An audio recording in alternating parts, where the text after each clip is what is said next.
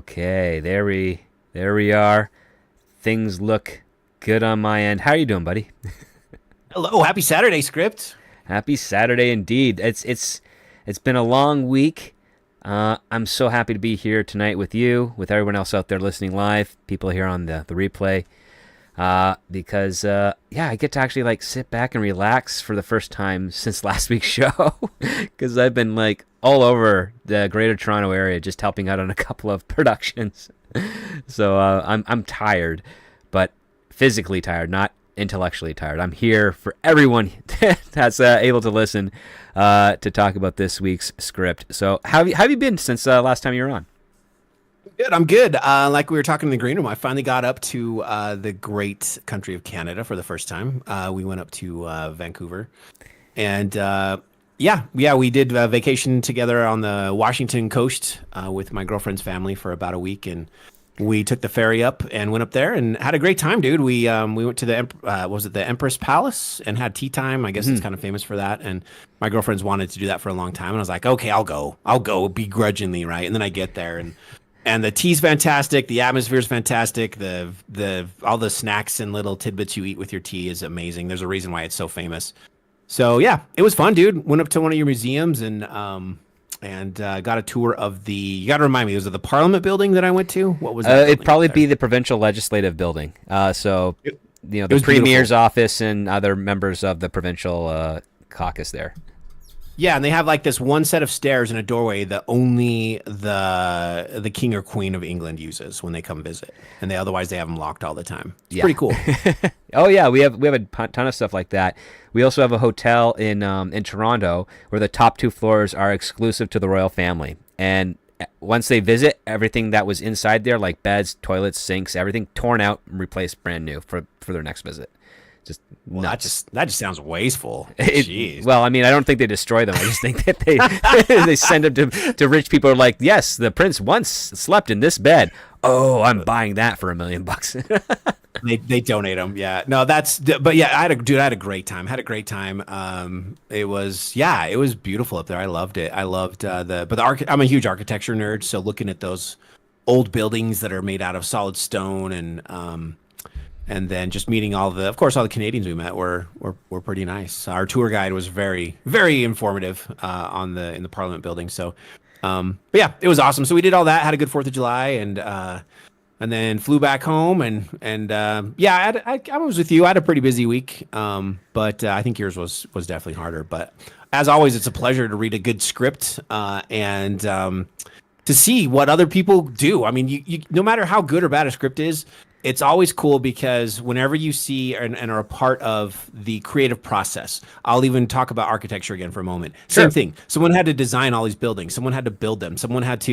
There was a million problems from point A to point Z when it finally got completed that you'll never know about, right? You just see the end product. And so I think it's important that we as humans, no matter if it's something we're interested in or not, that we can always take a moment to appreciate the amount of time and effort put into anything that uses as part, a creative process in it. So I think that's yeah. a great way to kind of get into tonight's show. Since we don't have anyone complaining about audio, I think we're all good. So without further ado, welcome to Scripts on Saturdays, the only screenplay review show on the interwebs discussing scripts, both professional and amateur, circulating around Hollywood, giving you, the TV and movie-going audience, a behind-the-scenes and inside track on what writers are pushing and what producers are buying. I am your host, the Script Doctor, and joining me again this week is TJ Mack of Mac Media. So happy to have you here, especially after a nice little vacation to the Great White North. Now you're back into the Great United States, and we've got the number 2 script on the 2024 blacklist this year, titled Playdate. It was written by Marie Østerbye, who is a Danish writer. And Mac, share with us the log line for Playdate. Oh, great. I'm glad the log line even ends with a question mark. We'll get into that later. A single mother confronts her childhood bully during a play date, unraveling past traumas and escalating tensions. But will their daughter's dangerous pact push them to the brink of violence? The synopsis for Playdate is as follows: When taking her daughter to a playdate, When taking her daughter to a playdate at a new friend's house, Alice suddenly comes face to face with her childhood bully, Katrine. An evening of seemingly polite dinner conversation and catching up turns into a night of psychological warfare as the two women reveal the scars of the past and the wounds of the present, while their two young daughters played mind games of their own. So, first point of interest, I'll have to say, for those that are out on the Patreon, you're probably saying, well, Script Doctor, you just read what was posted as a logline as a synopsis, and Mac, you just read a logline that I didn't see before. Well, this writer actually wrote the synopsis as a logline. It was very wordy, and it goes into an aspect of her script which has a lot of description to it, and it has a lot of banter between the two main leads of Alice and Katrine. But I wanted to get just your initial first impressions, TJ, about some of the premise and how it was kind of set up before we start getting to the actual Playdate part of the story. So overall premise, I mean, you've got what we just read. I mean, if we want to keep, we're going to slowly unpeel this onion. I think that the premise is, I'm interested. I'm interested in, first of all, I'm interested in anything coming out of Hollywood that is original, because we're all so sick of prequels and sequels and remakes and all this other crap, right? So right. So I'm an easy sell there. I'm like, is this something original I've never heard of before? And so I'm like, yeah, we've got this. I'm interested at this point. I want to know more. I was kind of, when I first read the email that you sent out, I thought maybe it was going to be more of a horror genre, and it's not. Like, how would you categorize this, do you think, when it's all said and done? Psychological suspense would be the premise that I operated under when I saw the log line in this, because it's about mind games between two women, which, you know, having been in a few relationships, is not something I would ever wish on my worst enemy. Yeah, but that's kind of like, that's part of the package. Mind games come with women, so I don't understand. So I was just like, okay, so it's another day at the office. But anyway, so yeah, at this point, I'm like, yeah, I'm interested. I wanted to read more, and honestly, overall, I think she's a good writer. I do. I don't feel like, I feel like the editing's good, the pacing's fine for what this is.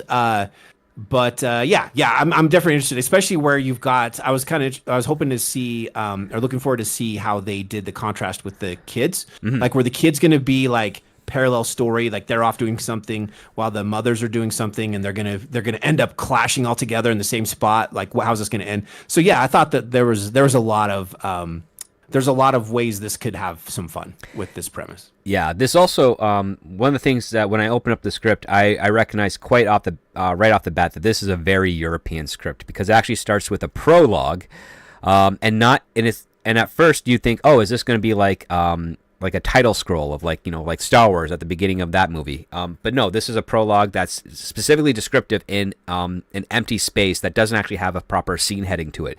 So it's just basically like, out of the darkness, we are introduced to our main character, Alice, who is 50 years old, and she has an 8.5-year-old daughter.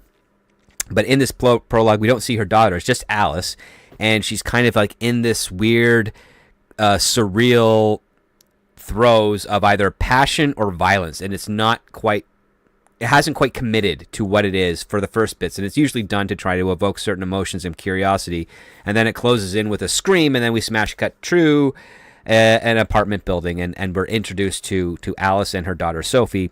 And Sophie is a kid that's got a little bit of chubbiness to her, which I thought was an interesting contrast, because we learned very quickly that Alice does not believe in sugar for her kid. So I'm like, so how'd she get chubby? So how's she getting chubby? And I mean, we're led to believe that maybe sometimes her Uncle Mads, who is Sophie's uncle and Alice's brother, is like feeding her candy off to the side, but I don't believe he could ever do enough to cause this 8-year-old kid to be a little self-conscious of her body, because she's not described as like a giant fat girl or anything of sort, just that she's got a little bit of like light love handles and chubby, and I mean, back in a cute way, I think is how it's described. Like, there's a lot of kids that are kind of little chubby and they grow out of it. But it's called like baby fat or something.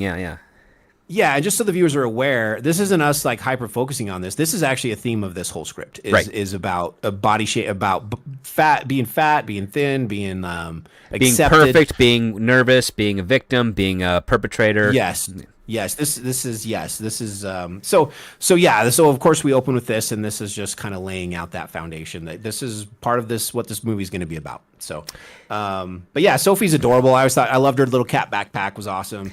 Yeah, I really empathized with her because when we introduced her, she actually was running straight to her bedroom in this new apartment, and she's crying. And it turns out the reason she's crying is that she's at a new school. She tried to make friends by handing out cupcakes to her classmates, but they're made by her mom, Alice, who doesn't believe in sugar, so they're sugar-free cupcakes. One kid takes a bite, says it tastes terrible, and then all the other kids start making fun of her. And yeah, and then this was, unfortunately, we're not shown this. It's Sophie telling us this, to her mom, who's trying to be there and nurturing for her. And you just get the sense that, like, sometimes going to a new school and your parents are not really in sync with how kids are behaving these days, or they maybe forget a little bit about how the candor nature of children can be. I was thinking in my mind how elementary politics work. Yeah. Like, you show up with sugar-free anything, and you might as well just take a crucifix for your child for them to put them up on. Like, you don't do that, right? It's fine if that's what you believe in your home, that's great. But if you want your kid to make friends, don't send them to school with sugar-free cupcakes. So poor Sophie, was a victim of her mom's healthy life choices. And we see in the background, it's very obvious that they're still unpacking. They're very new where they just moved into. This isn't just a first day at school. This is the first day at school for her in this new apartment and everything that they're trying to get settled in on. Yeah, and there's a lot of mystery as to why they're here. And there's hints saying that they moved because of a separation between Alice and what we're led to believe is Sophie's father. And then we get some phone calls between Alice and her brother Mads, and Mads is like 8 years younger than her. And we also have a little bit of a weird connotation here. If I'm using the right word, maybe I'm not. I don't know. Maybe maybe I'm not. But weird circumstances that Alice is, of course, considered an aged mom because she had her child when she was like in her early 40s.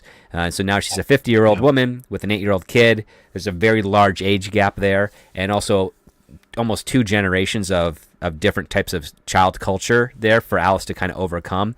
And trying to keep up with Sophie has been really difficult for her, especially with this move.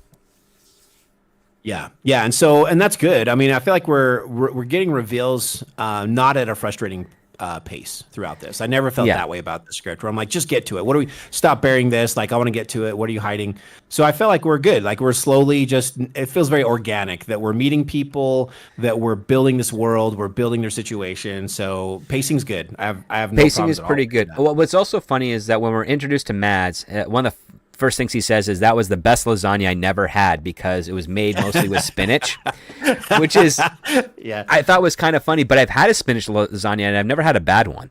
So I don't know. I've never had one, but I like good spinach is awesome when it's cooked right. Like, so I'd be down to try it for sure. Like spinach, tomato, ground beef, all that type of stuff, except they didn't have cheese because that was mostly a spinach lasagna. But I mean, it was still, when it has a dead animal in it, it's usually pretty good. That's kind of like my thing with food when it comes to, like, if a creature from a farm didn't die to get this on my plate, it's probably 50-50 going to be good. But if there definitely was one, like a chicken or a cow or a pig, I'm probably going to really enjoy it.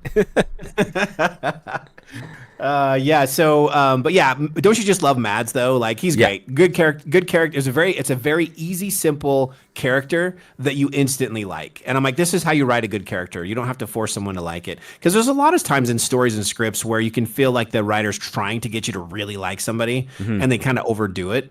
And I'm like, Mads is great. And I think a part of that, and maybe not half the battle, but a chunk of the battle, is just giving him a good name, right? The name matters. And so Mads, is it short for... what's a man's name that's like Mads? Like a... I don't know, because I thought it'd probably be like for Madison, but you usually typically call women Madison. Yeah, but I think a guy could be Madison, maybe. Yeah, I think he could. I will say another point of interest that made me even more committed to this being a very European style is after dinner, and there's a little conversation about how mom, Alice here doesn't allow sweets. Mads says, yeah, there's some chocolate in my pocket, in my jacket pocket. Usually in American stories, it's the uncle will actually just fish it out of his own pocket and hand it to the kid, as opposed to tell the kid to go rummage through my pockets.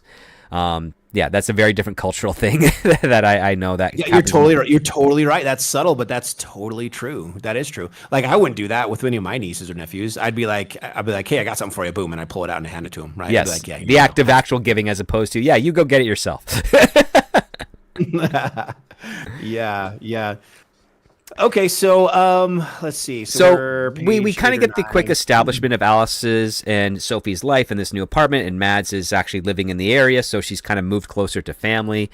And then we cut to the next scene, which is like the pickup, like the after school pickup, which next day after school, basically. Pretty much. So like she's in her car and everything's kind of fine until this cyclist comes up and says, "Yeah, you can't park here."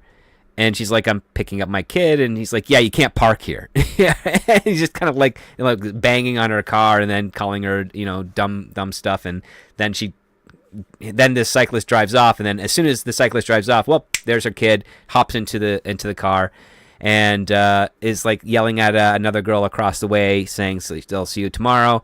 And this is a girl named Ida, who is this really like very pretty, kind of like the popular kid of the class type of archetype, that we don't hear her say anything. We just kind of see her go into this very expensive car that's in the pickup area for schools.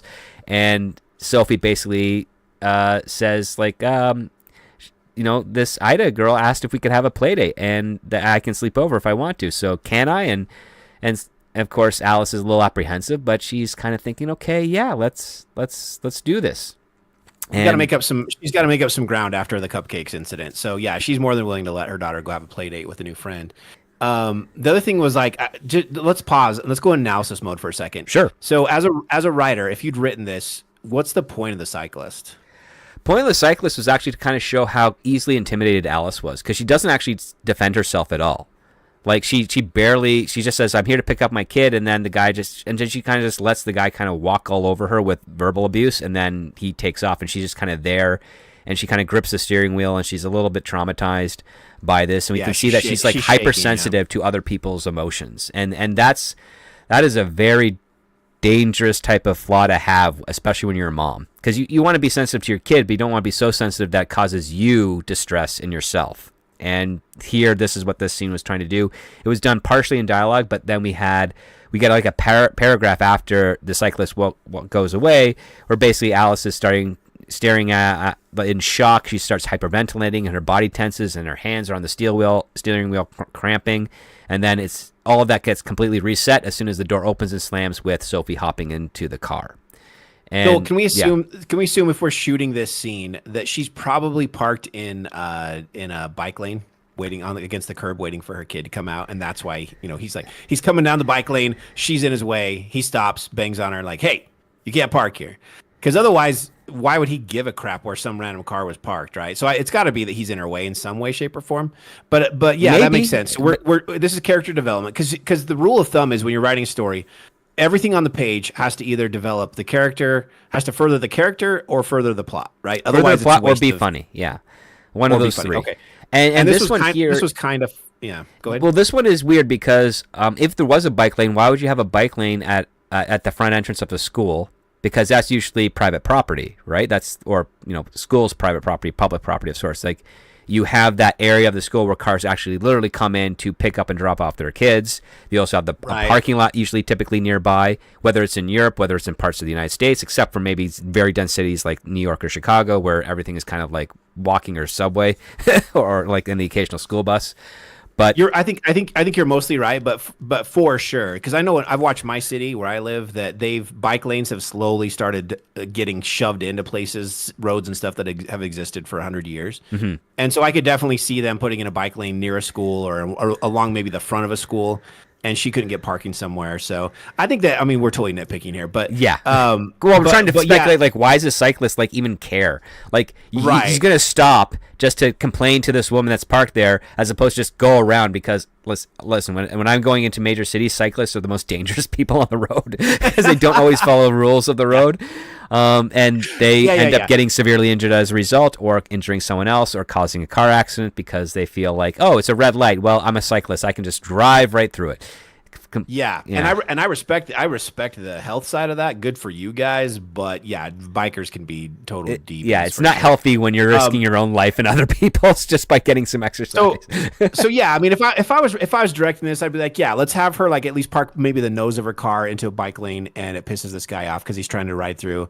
And bikers are unfiltered and angry because everyone's always in their way. It's their roads, and all the cars are trying to kill them. Because I could see that a lot of them have a chip on their shoulder.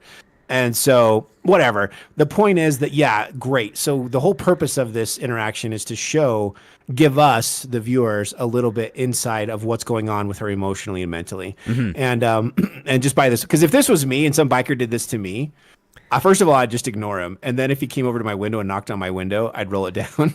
and I'd say, what? And he'd say, so he'd say it again. You're like, you can't park here. And I'd be like, great. Are you the parking police?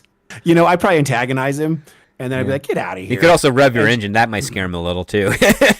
I drive a Tesla. That wouldn't work. Oh, yeah. They don't have enough noise.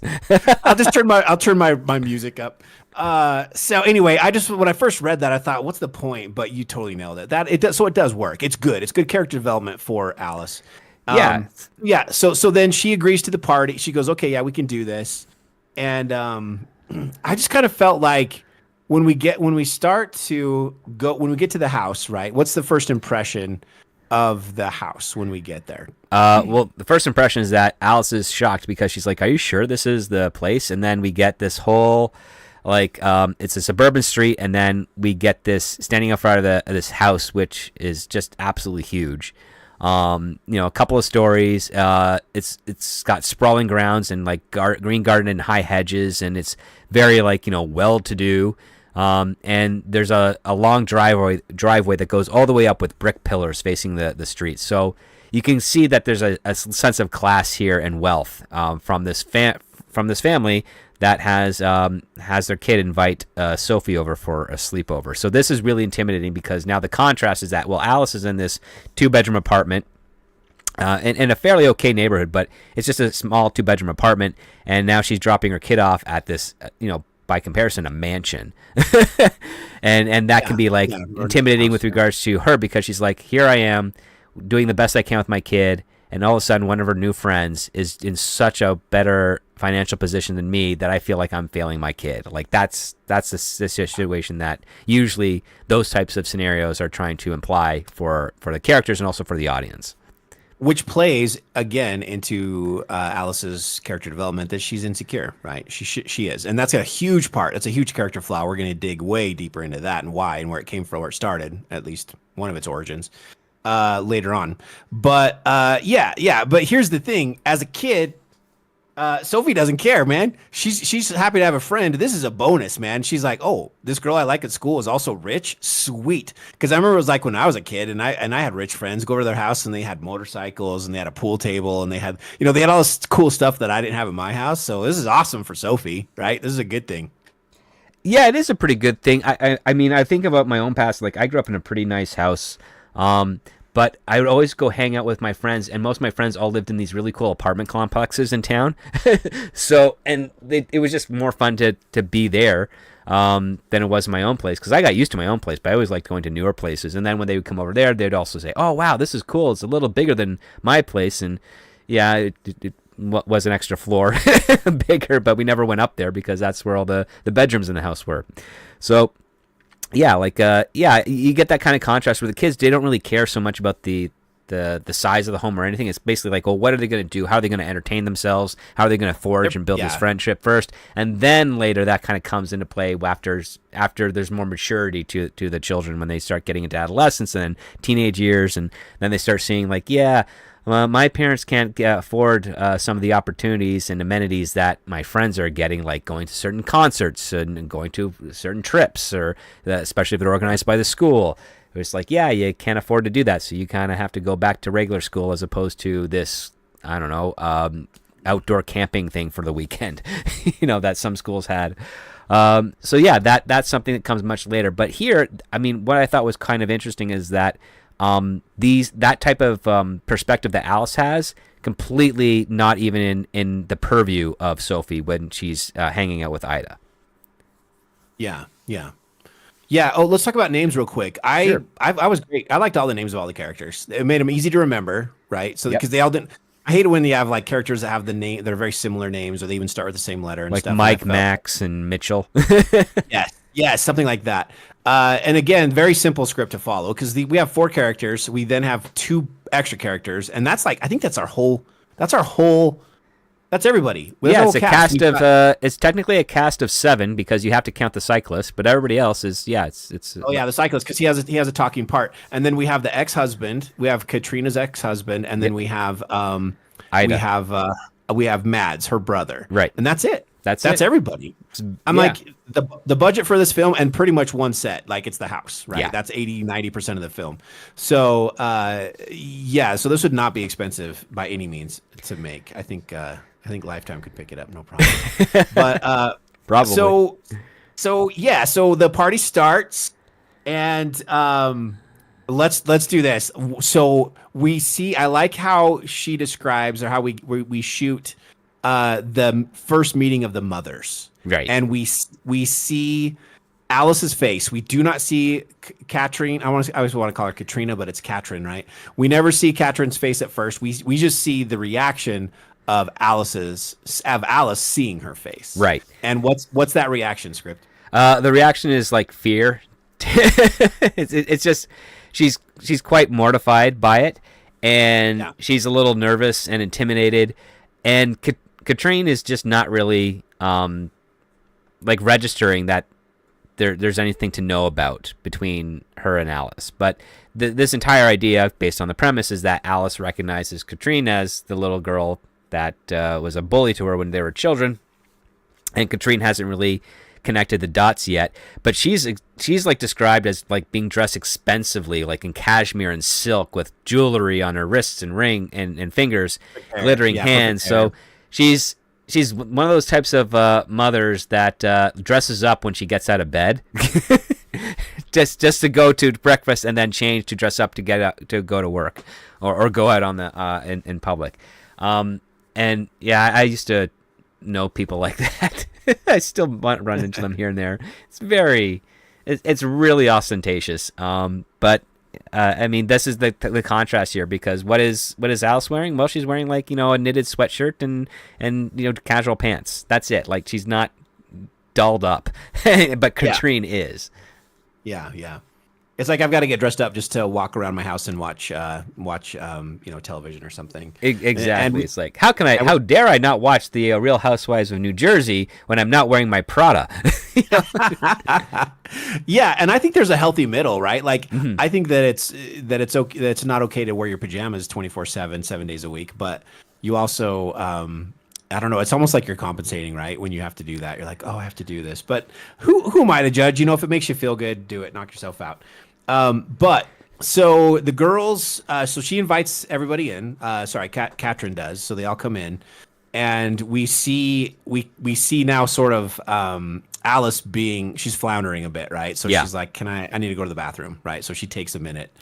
And I think, is that when she actually tried to throw up too, and she couldn't? Yeah, she's such a panic that she's like dry heaving, but she can't actually like throw up. And Right. What's funny is that all Ida is doing is just making some sort of bead plate, like I guess a paper plate, and you glue beads on it for I've seen art. that, yeah. I mean, I barely remember that, but I had to get some reminders. But you can buy kits and stuff, so kids can make all sorts of cool, fun stuff with them. Yeah. So yeah, they're just in there having fun, just doing whatever. Yeah, kids are being kids, and of course, Alice is really, she's like saying, I need to, she comes back out of the washroom, she goes to Sophie's like, I need to talk to you for a moment, and she's basically saying like, we have to leave again, sweetie, like we gotta go, and Sophie just doesn't like want to go. Ripcord, Yeah, and like this is the first. Yeah, go ahead. No, you're gonna say what I was gonna say. She finally has a friend. Like what? And but poor, like, just imagine like somebody you hated in elementary or high school, and you find out that now you're at their house, and you're just like, I want to be anywhere but here. So you're definitely empathizing with Alice, but you're also like, yeah, but poor Sophie, after the cupcake, trauma, she needs a friend. So maybe just slip out, Alice, and leave her there for a while, because the whole thing was a play date anyway. I'm not quite sure at what point. Wasn't it always planned that it was going to be a sleepover? I think it was, right, from the Yeah, get-go? pretty much. Yeah. Okay. So, yeah. So Alice is kind of instead, she's like, I hate this woman. I'm not going to leave my childhood here, which is good. I guess she's a good mom. She's not just instantly bailing, but also I'm like, if you don't think your child's in danger, then maybe leave her. But it shows you how it's so traumatic that she's like, I don't care if my daughter's made a friend. I'm getting her out of here with me. So the stakes are pretty high. Either the stakes are really high, or Alice is a bit of a untrusting narrator, and we're like, why are you overreacting? Can we believe it's really that bad kind of a thing? That's kind of where I was at this point Like, reading this. yeah, like, I mean, people tend to change pretty significantly physically over the course of 42 years. So, I mean, for her to be able to recognize her is quite alarming. But the other part too is that Alice is oh gosh, what was I gonna say? Oh my god, it slipped my mind. But no, oh yeah, so here it was. So Alice is actually she's a very paranoid person. and I mean, the other part too is that she's thinking, okay, if this woman is who I think she is, how far does the apple fall from the tree with Ida, right? Is Ida going to be behaving the way Katrine did, and is she going to do this to my daughter the way that her mother did stuff to me? And we don't know any of those intimate details as of yet.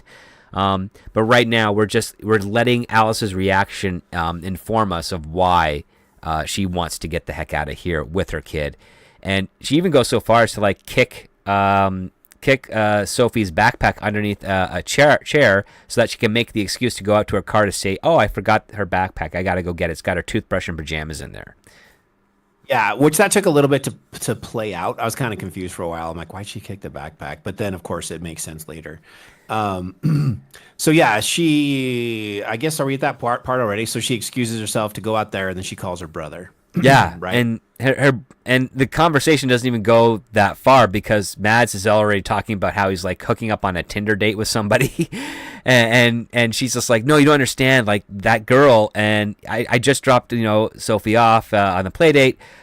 She's finally found a friend at school, but I need to take her home because she there's this issue and she doesn't have any other friends, and I don't want to ruin any more for her, but then I already have. And she's like, it's not a friend, it's her mother. And she's about to kind of like get into details of it. And then Katrine just starts knocking on the side of her window. And she scares her. She scares her. She just kind of like appears there, which it kind of bugs me in movies when they do that. But still. She scares her. And she's like, is everything okay? Sophie was asking for her mom. And Alice is like, and you're wondering, you're wondering how much did Katrin overhear through the glass of the car door? Like, if at all, okay, Yeah, so now we're getting into a little bit of drama because she still doesn't recognize who she is. Mm-hmm. And so then she's like, oh, yeah, it's fine. And then she's like, did you find it? She's like, find what? It kind of tips her hand that she wasn't out there for the backpack, right? Yeah. The backpack. She's like, oh, no. And then they go back in the house, which was fine. I guess we're still moving along. I mean, she called and checked in with her brother. Through her brother, we get some more exposition on like what's going on, right? Like why this is such a bad thing. We just get a few more hints about why it's bad. Yeah. And so I felt like it all made sense. It was fine. Nothing was wasteful, on the page. So yeah, they go back in the house, and then what happens? Well, basically, she's trying to say like, I need to kind of find, where. I need to find her backpack and stuff, and so she starts pretending to like look around for it, and it's kind of, and at the same time, Katrine is kind of fixing like a vodka tonic drink, and she's trying to get Alice to be a little sauced, as it were, because we slowly start finding out that Katrine has been drinking for a little bit already. And this is technically kind of her big flaw at the point. And Alice is doing her best to kind of not imbibe. And it's a little tricky because eventually it's like she takes a sip and she's like, wow, this is really strong for, a simple gin with a dash of tonic. And then Katrine is like, well, yeah, I kind of gave it a little bit more kick than expected. Yeah.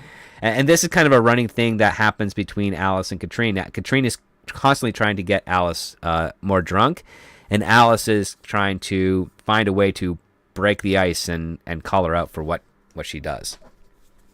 Yeah, yeah, and then I think kind of like shortly after that, that's when they're like, "Oh, Alice from school." Like I'm reading that. We're on page 13, sorry, and and yeah, so this is where it's like, "Oh, how funny! I didn't recognize you." So Katrin is like, didn't know who she was. At least she's saying she doesn't know who she was, right? Mm-hmm. And that's kind of like this thing. We've got this cloak and dagger thing going where it's like, do you remember me? Do you not remember me? And if you do remember me, do you remember what you did to me also? And then do you also remember what other people did to me? And so we see that Alice has truly been traumatized. So whatever this happened in third grade to her must have been huge, right? It must have been enormous. And so, yeah, at this point, Katrin goes, "Oh, Alice. Okay. Right." And so she at least goes, "Okay, I didn't recognize you, but now I do. That's who you are." Right. So now at least that part is cleared up, right? We know that they both know who each other are at this point. Yes. And now it comes to a battle of wits as to how much does Katrine actually remember versus how much is Alice just trying to, push Katrine over the edge and vice versa. So now we're in like essentially a gaslighting contest between these two 50-year-old women. Yeah, pretty much. This is the psychological part. I wouldn't call it thrilling, but it's a psychological games where it's like, do you remember? They're fishing, just kind of fishing for like, how much do you know? I feel like what's happening here is Alice is fishing for Kat to admit how much she remembers and ultimately get an apology, of course.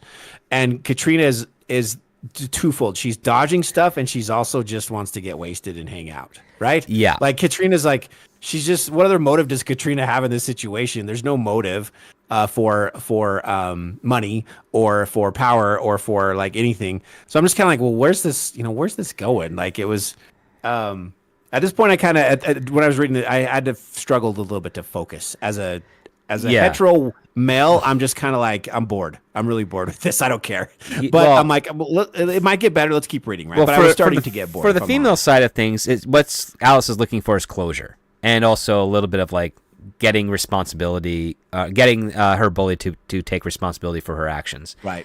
And of course, as Alice is kind of probing away, Katrine is kind of revealing like, yeah, her ex-husband cheated on her and they're going to have twins. And now I'm just waiting for, to finalize the divorce. And it's so cliche. And she now becomes a defense attorney, which means that she defends a lot of different types of criminals. And Katrine kind of uses these probing questions to try to find out a little bit about Alice and Sophie's father. And of course, Alice talks about how like, well, he was great with Sophie, but with me not so much, and so that's why we moved. So we're getting she never even says that, and I specifically remember that's why I'm calling this out. Script is all she says is, well, her response is, well, he was really nice to Sophie. Yeah. And then we're supposed to fill. Oh, well, that must mean Katrine fills in all the blanks for us. Yes. Yeah, and it's kind of like, and I felt like, well, what does that mean? Like that's because you didn't really tell me. Speak clearly. Speak plainly, right? Like, because I definitely dated a lot of like women and girls that were like half truth kind of things, and it took me years to finally start to understand how they communicate, right? And I'm like, no, don't leave a blank spot for me to assume the worst. If you want to say that your ex-husband was an abusive to you and your kids, say that, right? Don't allude to that, because that's how I dated some women with exes who said that they were very abusive, or alluded that they were abusive, and then later I found out it was quite the opposite.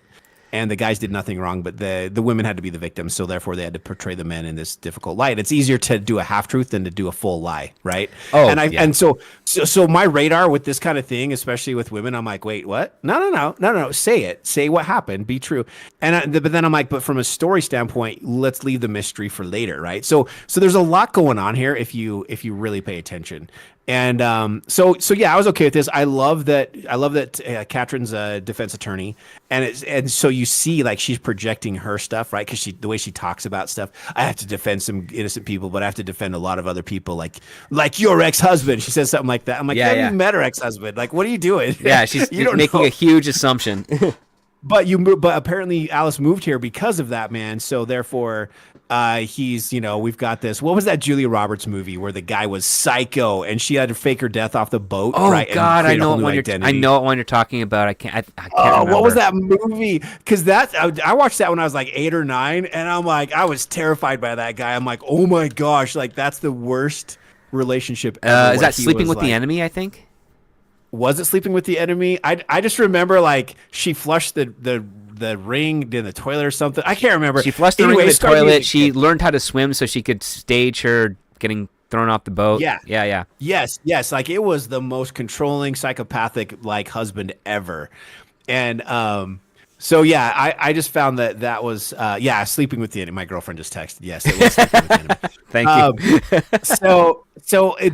I'm like, is that the situation? But I'm like, no, that's not the situation. And I don't want to spoil it, but we find out later that's definitely not the situation. Definitely not the situation, Oh, right? but do you think at this point that Alice lets her go down that path because it's going to benefit Alice's mind game? Oh, of course. Yeah. I mean, and the other part too is Yeah. like I'm at this stage, even early in the script, where I don't even know if Katrine's story about her ex-husband and the twins that Oh are on yeah. the way is legit or not. Yeah. I'm definitely like anytime I hear a story from any gender, okay, I instantly am like, well, that's half the story. That's the best attitude. I'm saying this now on the YouTubes, on the internets.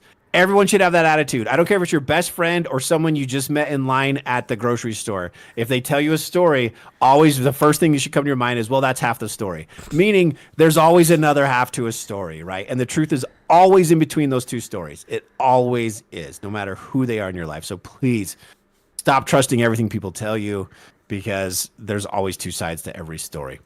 So that's how I'm just telling you where I'm coming from mentally as I'm reading this, like these two women with their head games and their half stories or their like subtle hints at things and whatever. I'm just like, okay, what's the truth here? Can I just get to the truth? I'm instantly Sherlock Holmes, right? I'm like, hey, give Yeah. me all the facts. I want to follow the facts and I'm going to ignore all of these emotional statements. I want to see what's really going on. And to me, that was actually more interesting than the main plot. Was like, okay, what's the truth? Who are these people to them? What's really happening? So I guess like, how did you feel? Because I was hoping going into this, we'd have a lot of parallels between what the girls were doing compared to what the moms were doing. Yeah, yeah. I was looking forward to that, and I felt like we never really those pistons weren't all firing together like I hoped they would. They were What off about you? base because like after dinner, after there's the back and forth between the moms trying to kind of have this little head games in front of the daughters without the daughters picking up on it, as we just described.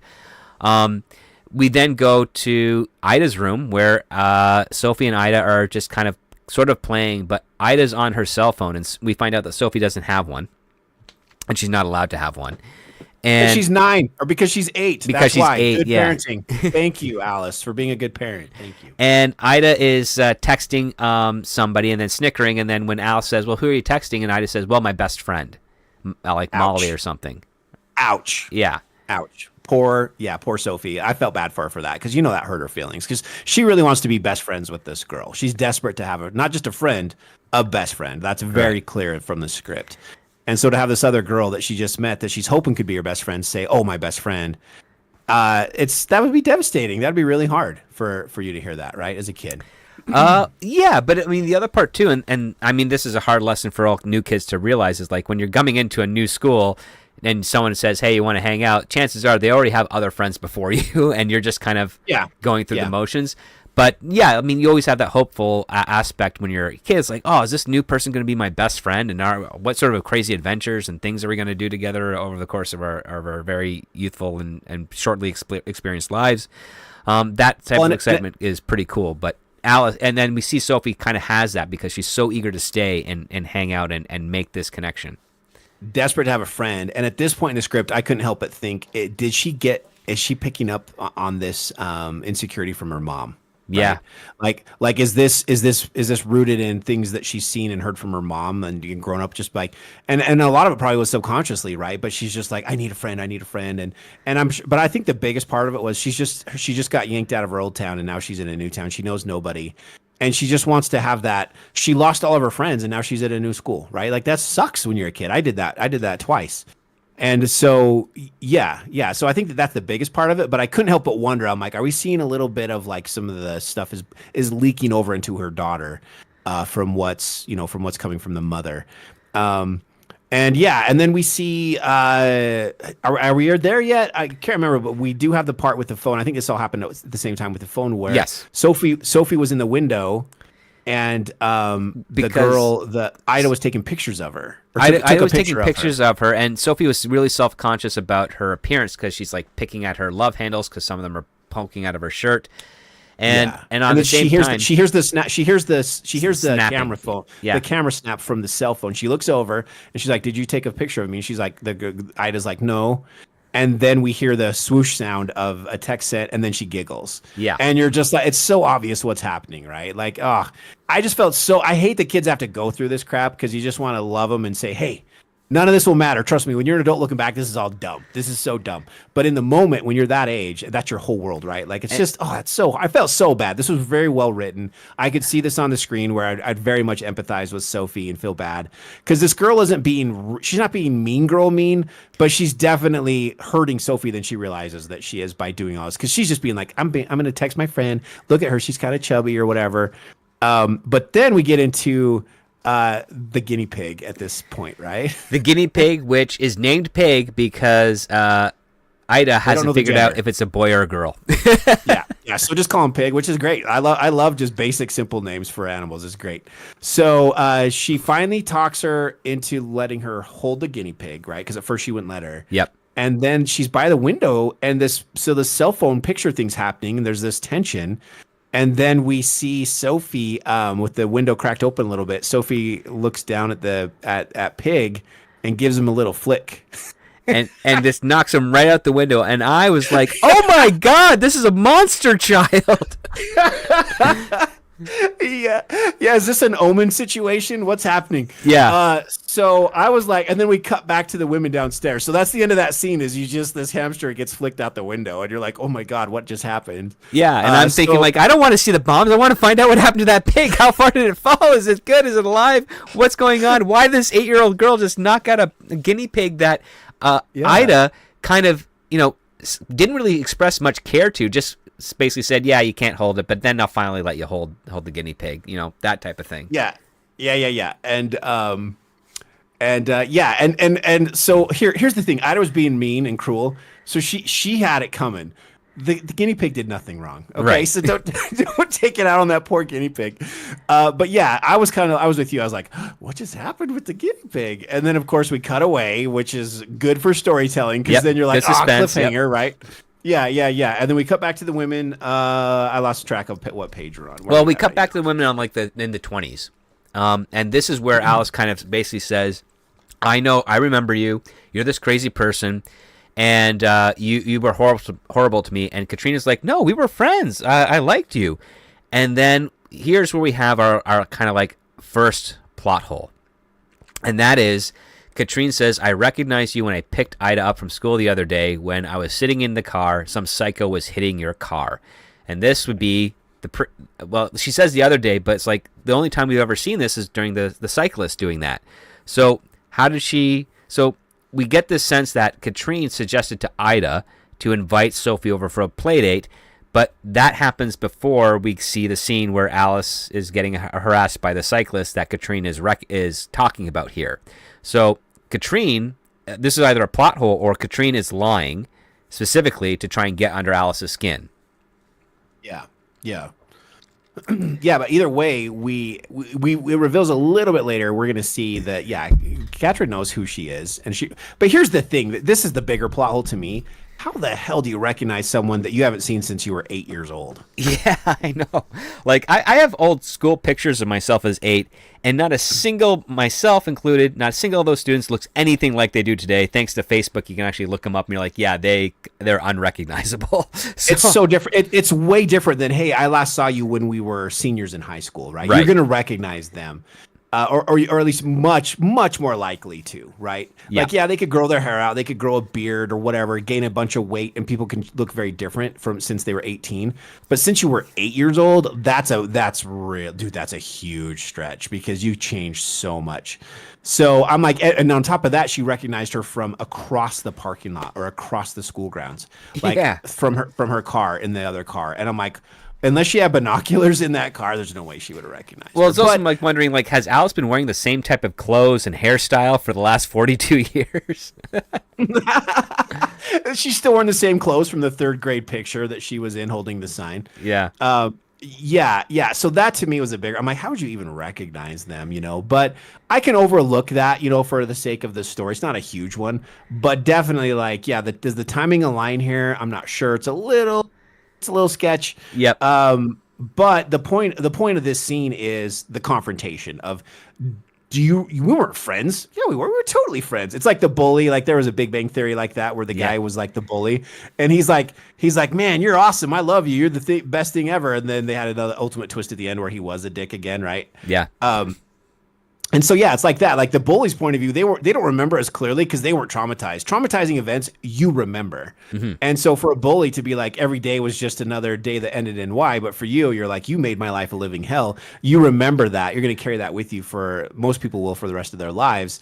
And that's this situation, at least what we're seeing so far, is she was mean, but she was like playful mean. And she thought, well, you were in on the joke, right? It was funny. Haha. We were just friends. And then this other girl's like, no, Alice is like, no, it sucked. You ruined my life. You ruined, all this stuff. So yeah, let me keep scrolling. So here. basically, we're getting into the confrontation here, and Katrina is just trying not to acknowledge the fact that maybe she was a bully to Alice. And so she tries to walk away, and Alice is screaming at her, like, you can't walk away from me as I'm trying to tell you this important. And Katrina's like, well, I'm pretty sure this is my house. I can go wherever I want.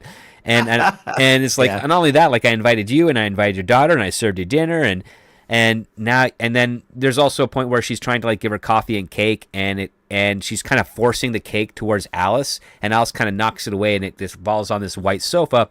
And of course, chocolate cake on white sofa is not a good combination.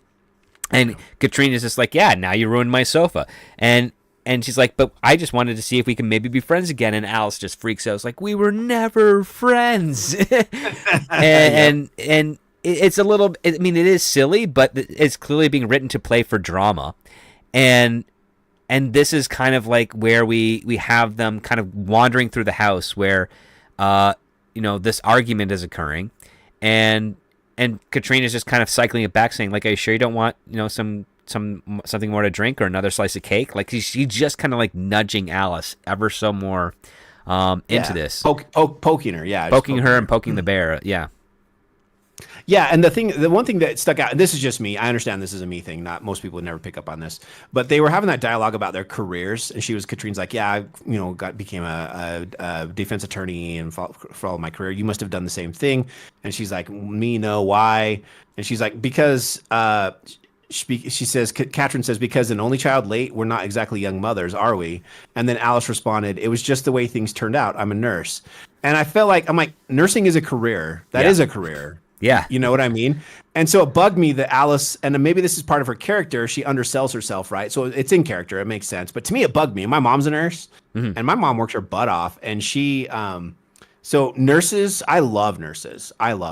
Like nurses are so important to everything medical that it really bugged me that Alice was like, well, it's not a career. I'm just a nurse. And I'm like, shut up. Nursing's awesome. and it's not like nurses are making minimum wage either, man. Nurses get paid.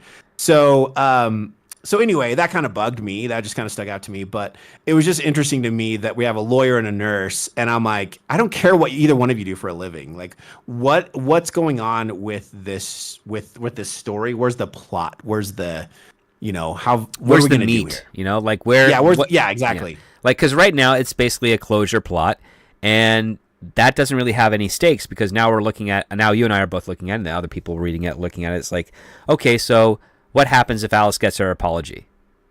And we don't have any direction of an answer for that. Well, what happens to Corinne if she admits to doing wrong? We don't really get any resolution or indication of what that would change, how that would change her life either. So we're in this weird purgatory of sorts between a goal for Alice and a resolution that's undefined. Yeah, and then what I would add to that too is even if we and if we gave the apology, say right now, right, page whatever, I'm on page like 25, 26. Even if we gave it right now, would that end the story? Like if that's all the stakes are you going to apologize for what you did to me? This actually isn't a very good story. This is pretty boring, right? Like that's it. It's That's where our missing a stakes are lot. at.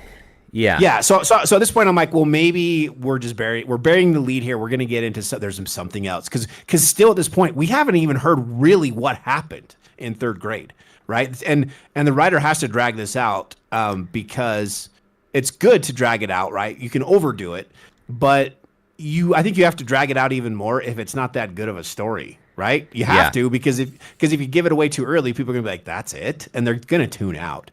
So I was starting to worry at this point that we haven't got more into what really happened because I'm like, oh man, maybe it just either we're waiting because it's going to be really good and be really horrific, or it's going to be really lame.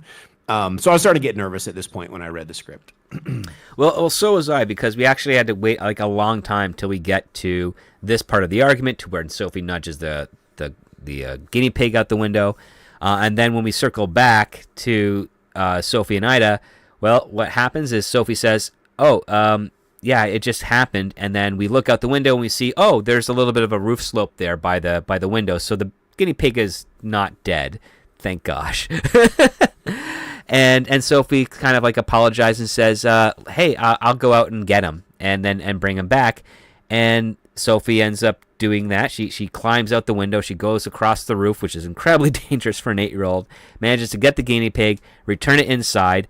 And then as soon as she returns the guinea pig inside, she slips and falls down off the roof, and boom, we're now repeating the same story beat, but now the stakes have escalated because instead of it being an innocent guinea pig, it's now an innocent 8-year-old girl who was saved by fate from killing a guinea pig in the previous sequence. And so we see her slip off into the darkness off the roof, and then we hear a thump. Yeah. And so we know she definitely fell. This was a successful falling Of at least 12 feet. Yeah. I mean, from the roof down to whatever's down below in the house. We did establish at this point for sure that there's a garden. There's a a lot of shrubbery, and there's a garden on the back of the house. So I wasn't too worried at this point. I'm like, she's probably okay, but that would still hurt. That's no fun. So let's pause for a minute. Let's focus on the kids. Mm-hmm. How are you feeling about the dialogue and the dynamics between the two girls at this point?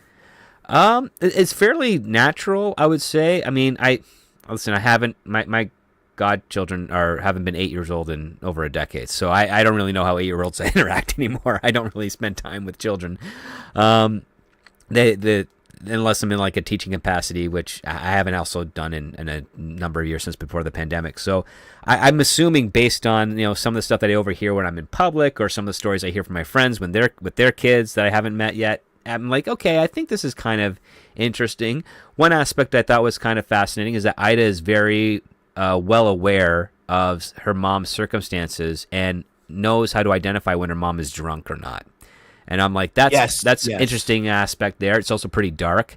But it's sad. It's sad is what it was. And we see this really come to fruition right here in this moment with when she slips outside to go check on her new friend that fell from the roof. And we're about to see that they didn't go right, because most kids, if this happened, script, you're at my house, you fall out of my second story roof, I'm gonna run downstairs and be like, "Mom, script just fell off the roof," right? Like that's the first thing I'm gonna do. Well, we think that's funny, and we also know it's dangerous, but we're like, it just happened. But for girls, they're like, "Oh no, I'm going to jail." And so I'm like, her reaction was complete opposite. But then you put it in the context of mom's a drunk, mom's also a mean drunk, and I'm gonna be in trouble if she finds out about this. Therefore, we have to keep this quiet. And so I was like, okay, I'm on board. This was all within the realm of belief within this world that we've created with these characters. I'm like, okay, I can see that. She doesn't want mom. She already knows. We know, because they've been talking about it. We already know that the kids know that the moms have been drinking at this point. And we've established a pattern with her mom, and this gets more and more brought into focus as we go along. That yes, Kat has a serious drinking problem, and that in fact is probably why there was a divorce. It didn't have anything to do with her husband being abusive or mean. Yes. So I felt like I agree. I think that the dialogue and stuff between the girls is totally believable. Yeah, I'm not a parent with an 8-year-old girl. I've never had one, but from my nieces and from what I've observed, right, in other media with where how kids this age are portrayed in this day and age with phones and stuff, I'm like, this is all on point. I'm like, yes, I agree. I'm fine with all of this. None of it felt weird to me. The weirdest thing was her flicking the poor Guinea pig out the window. Yeah. But it kind of made sense in the way that she was like, because Ida withheld it from her. No, you can't hold a pig. You can't hold a pig. You can't hold a pig. And then finally she's like, okay, you can do it. And then when she does do it, she points out, hey, you're squeezing it too tightly, right? Don't do that. And she wasn't even that she was actually pretty passive even with that. She's like, he doesn't like to be held too tight. And it was like this subconscious thing Sophie was doing. She was squeezing it because of whatever they were talking about. And she's like, oh yeah, she realized she was doing that.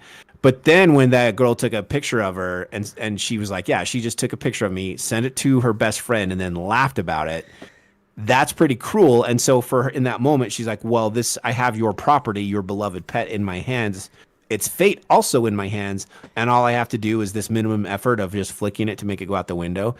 And we could argue that for all we know, that from Sophie's point of view, not from the camera's point of view, but Sophie knew that the roof was there. She wasn't going to kill it. She just wanted to take a jab back at this girl that was sending, pictures of her love handles to her friend on her phone and laughing at her, right? So I'm like, this is all believable. This is all believable. If she'd have like grabbed a shoe and then just started beating the poor guinea pig to death on the windowsill, I'd have been like, whoa, way too much, right? Yeah. But this isn't an Omen situation. This is like just some frustrated girls and they're figuring each other out. And yeah, and honestly, so far they've been having a pretty good time, man. They're making the beads. They dressed up in they put all of their little girl gear on, and they were, doing photos and looking in the mirrors and having a good time. By the way, we kind of skipped over this. This girl, Ida, her bedroom is like huge, and it is fully loaded, man. Everything a girl could want is in this room. Oh yeah, it's got vanity. It's got a tent in it for like sleepovers. It's really like it's decked out to the nines. And since Sophie is outside and Ida has snuck out the back to the garden to go get her, Katrine and Alice are kind of debating over a class photo from the 3rd grade where Katrine can't find Alice, and Alice is like, just look for the fat girl. This kind of gets into a part of the trauma that Katrine did to her, which is at some point in that 3rd grade, Katrine managed to force Alice to eat a ton of cake to the point where she actually kind of like threw up and then later evacuated her bowels. And it was just really the most embarrassing situation that ever happened to Alice at that time. And it got even worse because after Katrine's family moved away, the bullying from the other people that were friends of Katrine continued throughout the rest of her elementary and high school years. Yeah, it was like such a funny big event that the boys, I think they specifically put out the boys for years, would avoid her in the hall and call her names and stuff because it was such a big thing. Which I went through high school, I saw all sorts of crazy, fun, funny, silly things that most stuff just gets forgotten about within a week or two. But okay, so let's say this did happen, and it was that. Even then, at this point in the script, I'm like, so it didn't seem like it was that big a deal to me. Script, it just didn't. Like, so she forced you to eat cake in front of all these people, and then you ran to the stall to throw. You're gonna throw up, and then she was also going to the bathroom in the stall too, because she talks about throwing up, and then we find out that the boys kicked in the stall door, and she was like. Midway. I thought it was midstream, and she put her pants on. So was it pee or number 1, number 2? I don't know. I think it was number 2 because they talked about how she smelled like crap for like all the rest of the day. Yeah. You're right. Yeah, you're right. Number 2, and so she but wait, hold on. Like, so 2 boys ran into the girls' bathroom and kicked in a stall door. Like, you know what would happen to those kids? Like, yeah, they'd be kicked out of school immediately. Yeah, and even in the 70s or elementary 80s, whenever schools, this was like. Yeah, like this still would have been like this would have been early 80s, I think. Yeah. Yeah, it would have been much worse now, but it was not like the teachers would laugh about it back then and be like, "Oh, that's funny." Like, no. Those 2 kids, man, oh my goodness. That would have been a whole nother level of trauma going on, is what happened to those 2 boys that did that. But anyway, that's the whole story. We finally get the whole story, what happened to her, and I was kind of like, really? And this defined you for the last 40 years? Like, I'm not buying it. At this point, I'm like, yeah, I can't suspend my disbelief anymore. This just seems like this is a nothing burger to me. And I really wanted to, but then I was like, okay, so I'm not buying that was that bad of a deal, but let's see where this story goes. That's my mindset at this point in the script. What about you? For me, I was kind of like more interested in what was going to happen to Sophie and Ida because she just fallen off the roof. The whole idea of like the bullying into eating cake stuff. I'm like that's it. And I mean, listen, if never make anything easy for your main character and never make anything too difficult for your antagonist. But if all it was is eating cake and then she soiled herself, that is pretty traumatic. But it's still capitulated on the fact that Alice still had to eat the cake. Like, it really should be something more like a conniving plot that Katrine actually perpetrated on Alice, where she is objectively the victim. She was not a participant in it. She's manipulated, pulled through, what have you. Kind of like the ending of Carrie, right? They all set up Carrie so that she'll get pig's blood poured on her at prom, so that she could be humiliated, and then the Carrie snaps back. In this case here, you kind of want to go in some similar direction. Yeah. Yeah, well, and I felt like, back on the roof thing for a second, I thought in hindsight it would have been more interesting if Ida had gone out to save the guinea pig. Mm-hmm. Because now we have this as a viewer. I'm like, wait, did she just set Ida up to go out on the roof so that she could maybe push Ida off of the roof? There would have been more suspense. It would have been cooler to be like, because then I'm really questioning how evil Sophie really is, right? She was willing to flick the guinea pig out. What else could she do? And can you just see that scene where she's like, "Oh, I'm just scared of heights. Please, can you go get it?" She's like, my guinea pig. And then we see Ida slowly crawl out there all scared. Yeah. And then we see Sophie just standing there with like a half grin on her face. And you're like, wait, what's going to happen next, right? Yeah, she's doing that meme with like, the brunette girl in front of the fire or something. Whatever. Yeah, exactly. Yeah. And so I felt like that would have been more interesting. But so in my head, as a writer, when you're reading, you're always kind of thinking, what can I do to make this better, right? You're always in edit mode or like, and so I'm kind of like, yeah, I guess this is okay. So are we good? Can we go back to the girls at this point? Yeah, we can go back. Well, we'll go back to the girls in the sense that they're trying to stay outside as it's starting to rain. And Alice and Katrina finally come to the agreement that, Alice should go and she should take Sophie with her. But now they can't find the girls. Yeah, so the girls are missing because they're outside at this point. The women are looking through the house. Catherine's really not that worried. She's pretty chill about it. But Alice is like, what kind of mother are you? Aren't you worried about it? She's like, they're fine. They're just hiding. They're just trying to get a rise out of us. Once they realize we're not looking for them anymore, they'll show up. And meanwhile, the girls are outside. Sophie's okay. I know you guys were all so worried. Her arm Sophie's hurts, so like she might have a sprained or broken arm, but we don't know. She just says it hurts, and Ida is saying like, "Well, my mom can't see you," and then Ida and then Katrina and Alice are just calling out their names, and she's like, "We just have to wait till they're gone, and we can then get in through the garden door, just like I did," and then it works out well. And of course, Sophie is like, "My arm hurts, and I really want my mom," and Ida's like, well, my mom's just going to get angry, especially if I tell her that you fell off the roof and if she's been drinking. And that's where like Ida's like, you got to be quiet because we got to do this just right. And now Katrina and Alice Alice is panicking. Katrina's just kind of like, she's drinking her anxiety away at this point. We find out. She's like, yeah, she'll show up. She's like, the kids will show up. Just chill. And then we get this big breakthrough. Well, for at least from the writer's perspective, this big breakthrough that this weekend was actually supposed to be Ida with her father. And because of the sleepover, Katrina was able to get this weekend. And if they find out that the kids are missing, or if she has to call the police or the ambulance or anything because of the kids, she's going to possibly risk losing custody of her child. And she doesn't want that to happen. So that is why she's trying to change Alice's mind from panic mode to just relax, the kids will turn up. And we'll just keep this secret to ourselves so I can still see my daughter again. And you're like, whoa, that is that is. But now we're dark. seeing, So now we're seeing also the history. There's a history of drinking with Kat, and we know Kat has already made some little snide remark that her ex already has this young hot wife, and they have twin kids, even though their divorce still isn't final.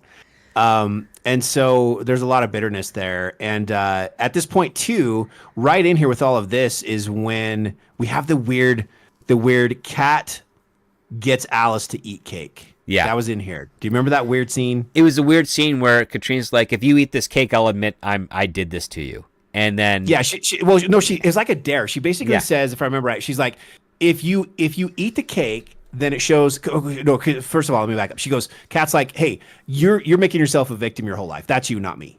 And then she's like, I'm not a victim. And she's like, well, then if you're not a victim, Alice, then eat the cake. Because if you're not a victim, then the whole cake experience doesn't have control over you anymore. So prove it. Therefore, you should eat the cake. Yeah. And Alice is like, I'm not going to do it. And then finally, in the end, Alice sits down and she takes a bite. And then she takes a bigger bite. And then she takes a huge bite. And she's basically gagging on the cake again. And at this point, Kat went from, okay, you did it, to like, stop doing this. Yeah. Yeah. Okay. Like, I understand. I'm I'm sorry. Please stop. It was an interesting scene, but I was like so confused. I'm like, so wait, so you're like saying if you eat the cake, then you won't let it control you anymore. The experience control you, but we know that it has controlled you. That's why you're here. Yeah. It was convoluted. It felt a little like pretentious. It was just weird, dude. I can't even describe how it made me feel. It just felt weird. It felt felt weird and vindictive. And then I'm like, yeah, I can see a woman doing that.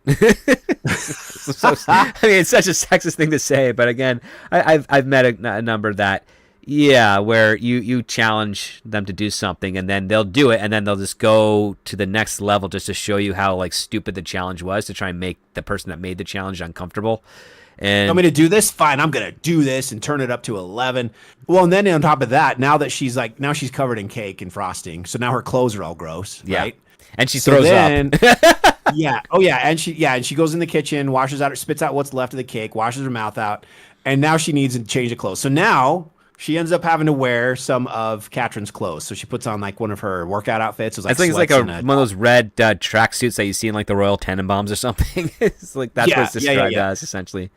So, and I'm like, there's some symbology there too. Or like, okay, now I'm wearing my enemy's clothing that anyway. I think you could definitely put layers into this, but I just don't feel like it's necessary to. It's just kind of like, surface level. Here we go, So let's see what happens next. Well, it just really, we spend actually a big portion of time with the girls missing and Alice and Kat just arguing back and forth, and it's really like it goes on like 25 pages of this where it's just a repeat of the same beat. Yeah, way too long. Like, I just feel like they're just dragging it out. And what I said to my girlfriend, I feel like it was just at this point, it was a Lifetime movie. Yeah. And my girlfriend's response was, I don't think it's good enough for Lifetime. That's what my girlfriend said. So I'm like, really? But what ends up happening is they manage to sneak in, and Sophie's still complaining that her arm hurts, and then Ida just takes her to her dad's office, and we find out that they started drinking some liquor that he had in his a desk drawer, and that kills the pain for Sophie. And then they start giggling in the tent, and that's where Alice finds them. And then she smells the alcohol, but they claim it's perfume, and everything is kind of like above board. But Alice is still really bothered by it, and then of course Alice hands Ida her cell phone and says, hey, your dad's been trying to call you, and Sophie, we have to leave now. And of course Sophie still doesn't want to go. She's like, it's a sleepover. And I'm thinking, wow, she got drunk pretty quick, even for an 8-year-old. She's like, I just fell off a roof and hurt my arm. I still want to stay over. I know. And the line that really made me sad was when Ida got I think it was whiskey, whatever it was, out, and was like, she goes, my mom says that if you drink this, it makes you feel better, or makes it the pain less, or something like that. Yeah. And it was so sad. You're like, oh, this poor Ida, dude. Like, she's just her mom is just this alcoholic, and it's, it's just so sad. It was sad. And so yeah, the girls are getting drunk in the tent, and magically, I don't know why, but Sophie's arm starts to feel better. And then Alice kind of just says, okay, we're still going home, but collect your things now because we are leaving. And then Alice leaves, and Ida asks, Sophie, is your arm still hurt? It's like, no. And she's like, it was really cool you didn't say anything. And she's like, so are we like best friends? And Ida doesn't answer, but then she slowly starts to nod. And then Sophie comes up with this thing. It's like, do you know what we can do to prove it? And this gets into like the really twisted aspect of it, where they want to be blood sisters, which I never heard of that term for girls before. I didn't know girls would do that. I know guys did that back in the day. Yeah, me too. That was really weird to me. It was really surprising. There was another part I can't, dude. It's all convoluted. Like what? Yeah. This all happens in such a small amount of time, you guys. It's hard to keep track of the order of everything. So some of these things might be slightly out of order, but you're getting the gist of it. The other one that was weird to me was I just had it script. What was it? It was something about it was with the women, with Alice and Katrin, and I think they were talking about the dads because at some point the ex shows up. Right. We're almost to that point. So at this point here, so we're actually really close to that point because. Oh no! You know what it was? Hold on, pause. Yeah, this is what it was. The kiss. Right. We skipped the kiss, or we didn't skip it. We're somewhere around here. The kiss happens. And I'll let you describe what happens with the kiss. Well, basically, it's just another argument of sorts, if memory serves. And then Katrine gets in close and then plants one on Alice. And Alice kind of like pulls back.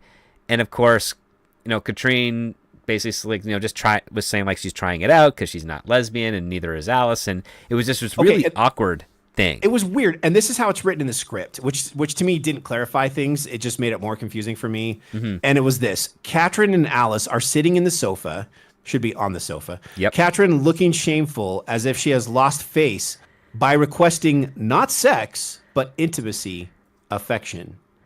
And I'm like, what? Yeah. What? If you just unwelcomely kiss someone of the same gender who you not even do you barely know, but was your enemy, right?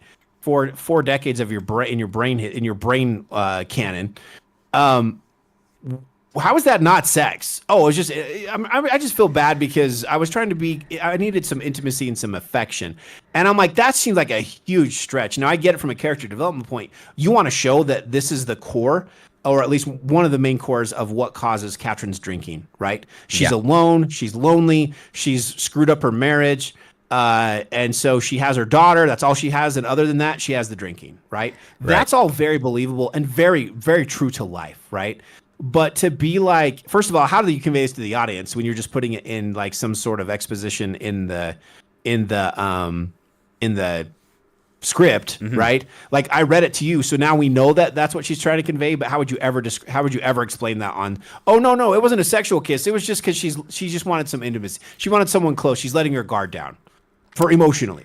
Letting her guard down emotionally by kissing another woman. What, dude? It was so crazy, dude. What the hell? How do you convey that on screen script? I'm not sure. I mean, it all comes down to the actors. Like they got to figure out how to do that. And even then, when coordinating with the director, it's still massively open to interpretation. Like people might not actually make that connection at all with it. It's just too hard. What do? You have Katrin stop and look at her after she pushes her away, and she's like, "Sorry, I'm just feeling very emotionally lonely." Okay, but it still was like because people are emotionally lonely leads to bad decisions with their sex lives too. So it doesn't help. Like it was just weird, dude. It was just weird. I just wanted to touch on that because I was like, why does this even here?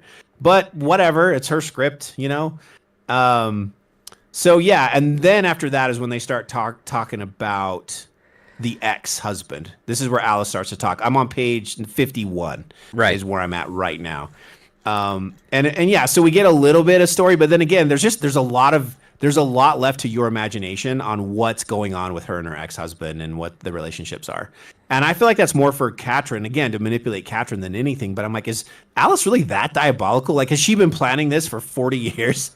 She's like, I'm going to get a kid, I'm going to do all this stuff, and then I'm going to find Katrin, and I'm going to go to her Playdate at her house. You know what I mean? No way. Yeah. Of course she couldn't plan all that. But yet, at the same time, the writer almost expects us to believe that that's what she's doing, right? She's really conniving.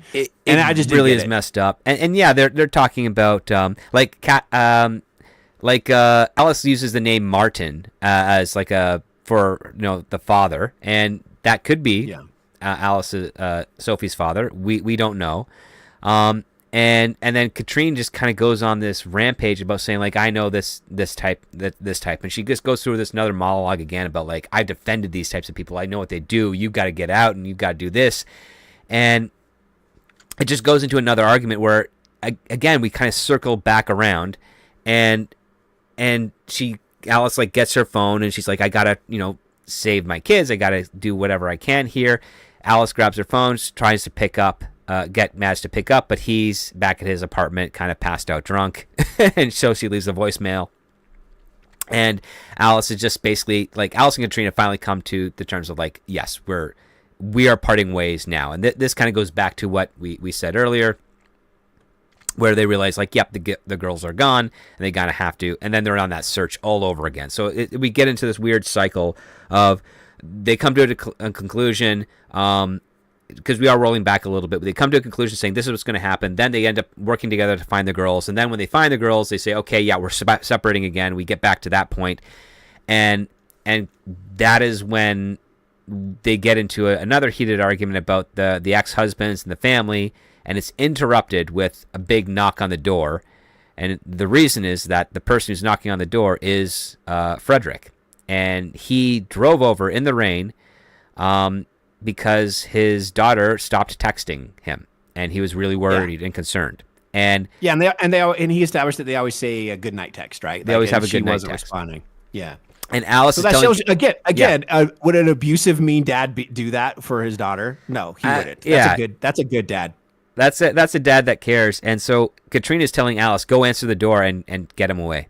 And Alice is like, how can I do that? I don't live here. She's gonna have questions. She's like, just tell him I went to bed, that the kids are all right, and that you're just about to leave, and just get rid of him. And this is what threw me off, because I'm thinking to myself, why would Alice even entertain that idea? Like, she wants to get her kid out of here. So she's not invested at all in the situation. Yeah. In fact, she's the opposite. She wants to get out. Yeah. But then what we do is, and this is weird. Again, this is weird. This is some of the things that don't add up. They just don't make. There's all these contradictions. But Alice finally says, okay, I will do it on one condition. You, as of tomorrow, you start going to AA meetings. Yeah. And I'm like, does she really care? Yeah. Again, so do you care, or now is it about control? It's just very weird. Like, are you guys enemies? Are you frenemies? Are you friends? And so it was so weird. So Alice ends up doing it. She goes to the door and she talks to, I can't remember his name. Frederick. But she talks to the ex. Frederick. Yeah. And let's just call him Freddie. So Freddie's like, who are you? And she's like, oh, I'm the mother of Sophie, who's here with the Playdate. Everybody else is in bed. The girls are upstairs. They're fine. I was just going to bed when you were banging on the door. You're going to wake everybody up, so please stop. And he's like, oh, I'm sorry. I just was worried because she didn't reply. Will you please tell her I love her and give her a hug tomorrow for me, and let her know that I'll talk to her. And she's like, yeah. And then he starts walking towards his car. And then suddenly Alice is like, wait, I lied. And he's like, what? What do you mean? She's like, I lied. Catherine's in the kitchen floor right now cleaning up blood. She cut her foot and she's cleaning up alcohol, whatever. And then so Frederick comes bursting into the house, right? Yeah. And he's not happy. He sees Catherine. She's on the floor. Catherine's first response, like any good person caught in a crap load of trouble, her first thing out of her mouth is, it's not as bad as it looks. Yeah. Or it's worse than it is, or something of that nature. Yeah. Yeah. And or so it looks worse than it is. Yeah. Yeah, he's like, where's my daughter? He runs upstairs. And now at this point, Ida and Sophie are like, they've both cut their Ida has cut her hand first, but it's a deeper cut close to the wrist. It's worse. She's bleeding a lot. And then they're getting close to Sophie cutting her hand. And this, I think, has to be the spoiler part where we have to do the cutoff, because the script, I mean, it stays on path to that, but it just gets kind of weirder as we go. And so I'll throw it to you, TJ, about some of the issues that were kind of popping up as we get over this hump into the final leg of the script. Well, be more specific. What exactly do you want me to talk about? Well, do you want me to talk about grammar? Do you want me to talk about question marks? Do you want me to talk about let's do the question mark thing, because a fun part of this script is that this script has over 320 question marks in it. It's got a lot of questions. This script, so I'm always in edit mode, you guys, like everybody listening. I can't help it when I'm reading. I'm either rewriting long paragraphs, I'm creating more paragraphs from a wall of text because people fail to know how to indent something. Like, I'm always in it and I can't turn it off. And I love it. So to me, it's like, it's soothing for me to pick it apart, whether it's a YouTube comment, a Reddit thread, whatever. I'm always in edit mode. I'm like, nope, that's not right. That's not right. That's not right. Move this, dot that. And it's therapeutic for me to do it mentally and fix it. It feels good, right? It just feels good. Well, this this script writer, this lady, I counted while we were in the green room getting ready because I had them all highlighted as I read. She had at least 52 uses of egregious misuses of question marks, meaning question marks were placed where statements were made and no question was made at all. And it drove me nuts. At first I caught one, then two, then three. Then I had 2 or 3 in one paragraph. And that's where it finally, like, I'm like, okay, this is a thing. This is happening. And I started highlighting them. And it drove me crazy, script. It drove me freaking nuts, right? Like, here's one. We were just talking about this. So I'm going to read it as it's written, and then I'll fix it. Sure, so go ahead. as it's written, it's Katrin, and she says, I'm going to read it as it's written. Do you know that the most dangerous time for a woman in a violent relationship is when she leaves it? When is his full name? Martin? Or sorry, what is his full name? Martin? Okay, so the first or the last part, what is his full name? That is a question. Yep. And Martin asking confirming is his name Martin? Those are legit question marks. But do you know that the most I can't even. You have to see it. I'm going to try to describe it. Do you know that the most dangerous time? Dangerous time for a woman in a violent relationship is when she leaves it.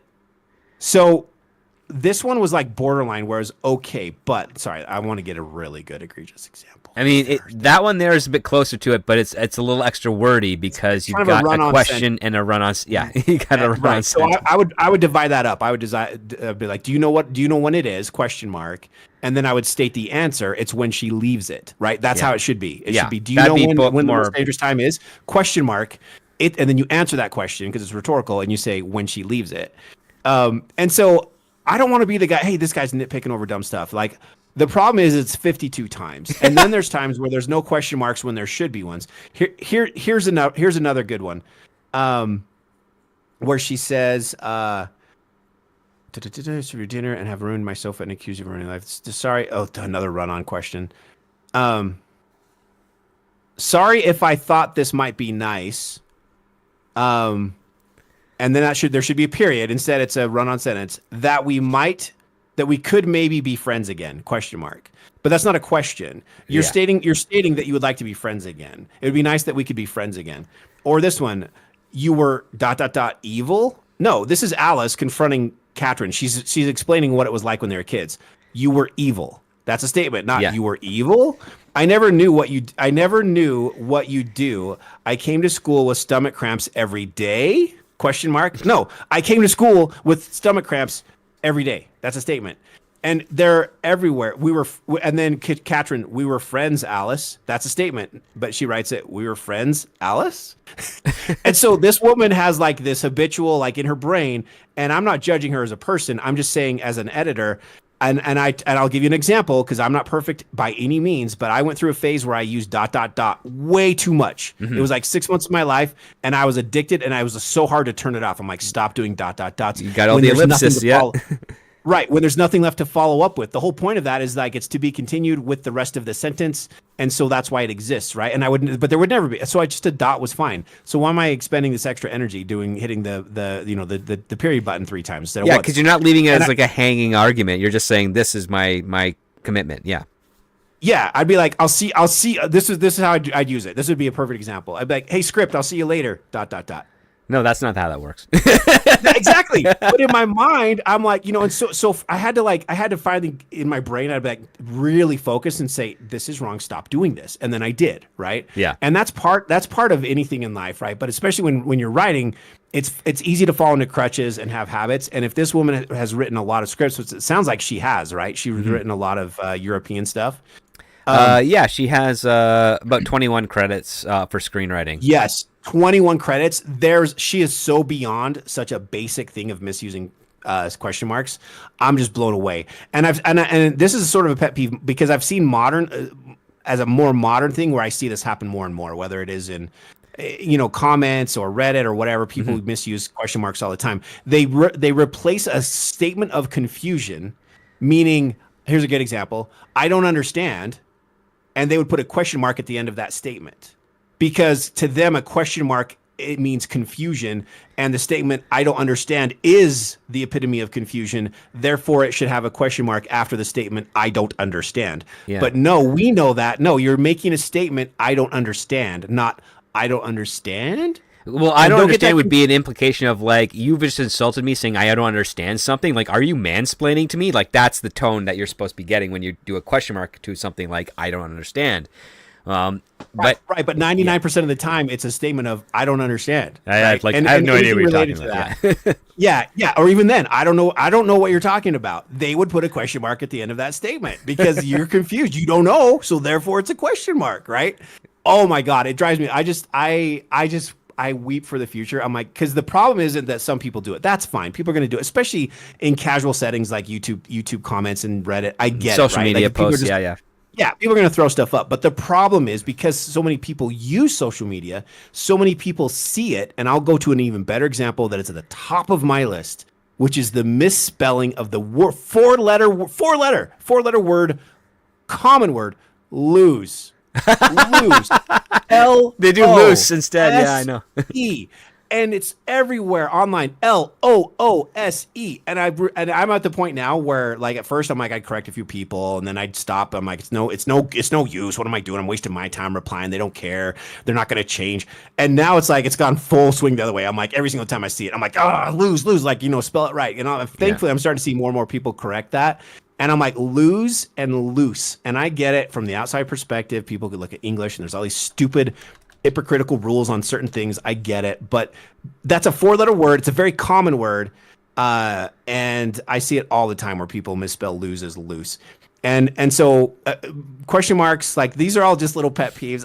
This is more for entertainment than anything, right, you guys? I'm not going to change the world. I get it. But for someone to have 21 script credits and she can't properly use, in fact, she misuses question marks 52 times in a script that ranked number 2 last year on the blacklist. Makes me want to claw my face off script. Like this is so egregious for someone at her level of writing. This is ridiculous.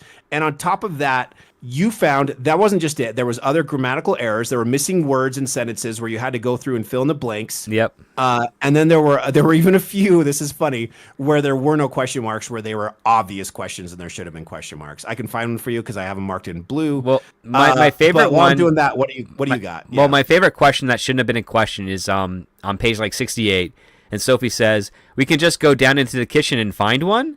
It's like I'm like, I don't understand. Why is that a question? And I mean, it is weird. Now, one of the things don't know for sure, but like this writer, she worked on a TV show called Deliver Us, which is originally titled like Fred Till Lands, and these are all like Denmark stuff. So this might be her first like English written script, and I'm wondering if maybe she had a little help from a translator or an artificial translator of sorts to try and get this down, because there's just too many weird errors. But then at the same time, towards the final act of the script, you can tell that she was writing really fast because there are missing words, there are spaces not in the right spot where they are, there are words broken up by spaces, there are spelling errors. Like she was just kind of stream of consciousness mode, just getting to the end and into the finish line, where the ideas that were turning in her head were going faster than her fingers could type, and so she was trying to keep up with them.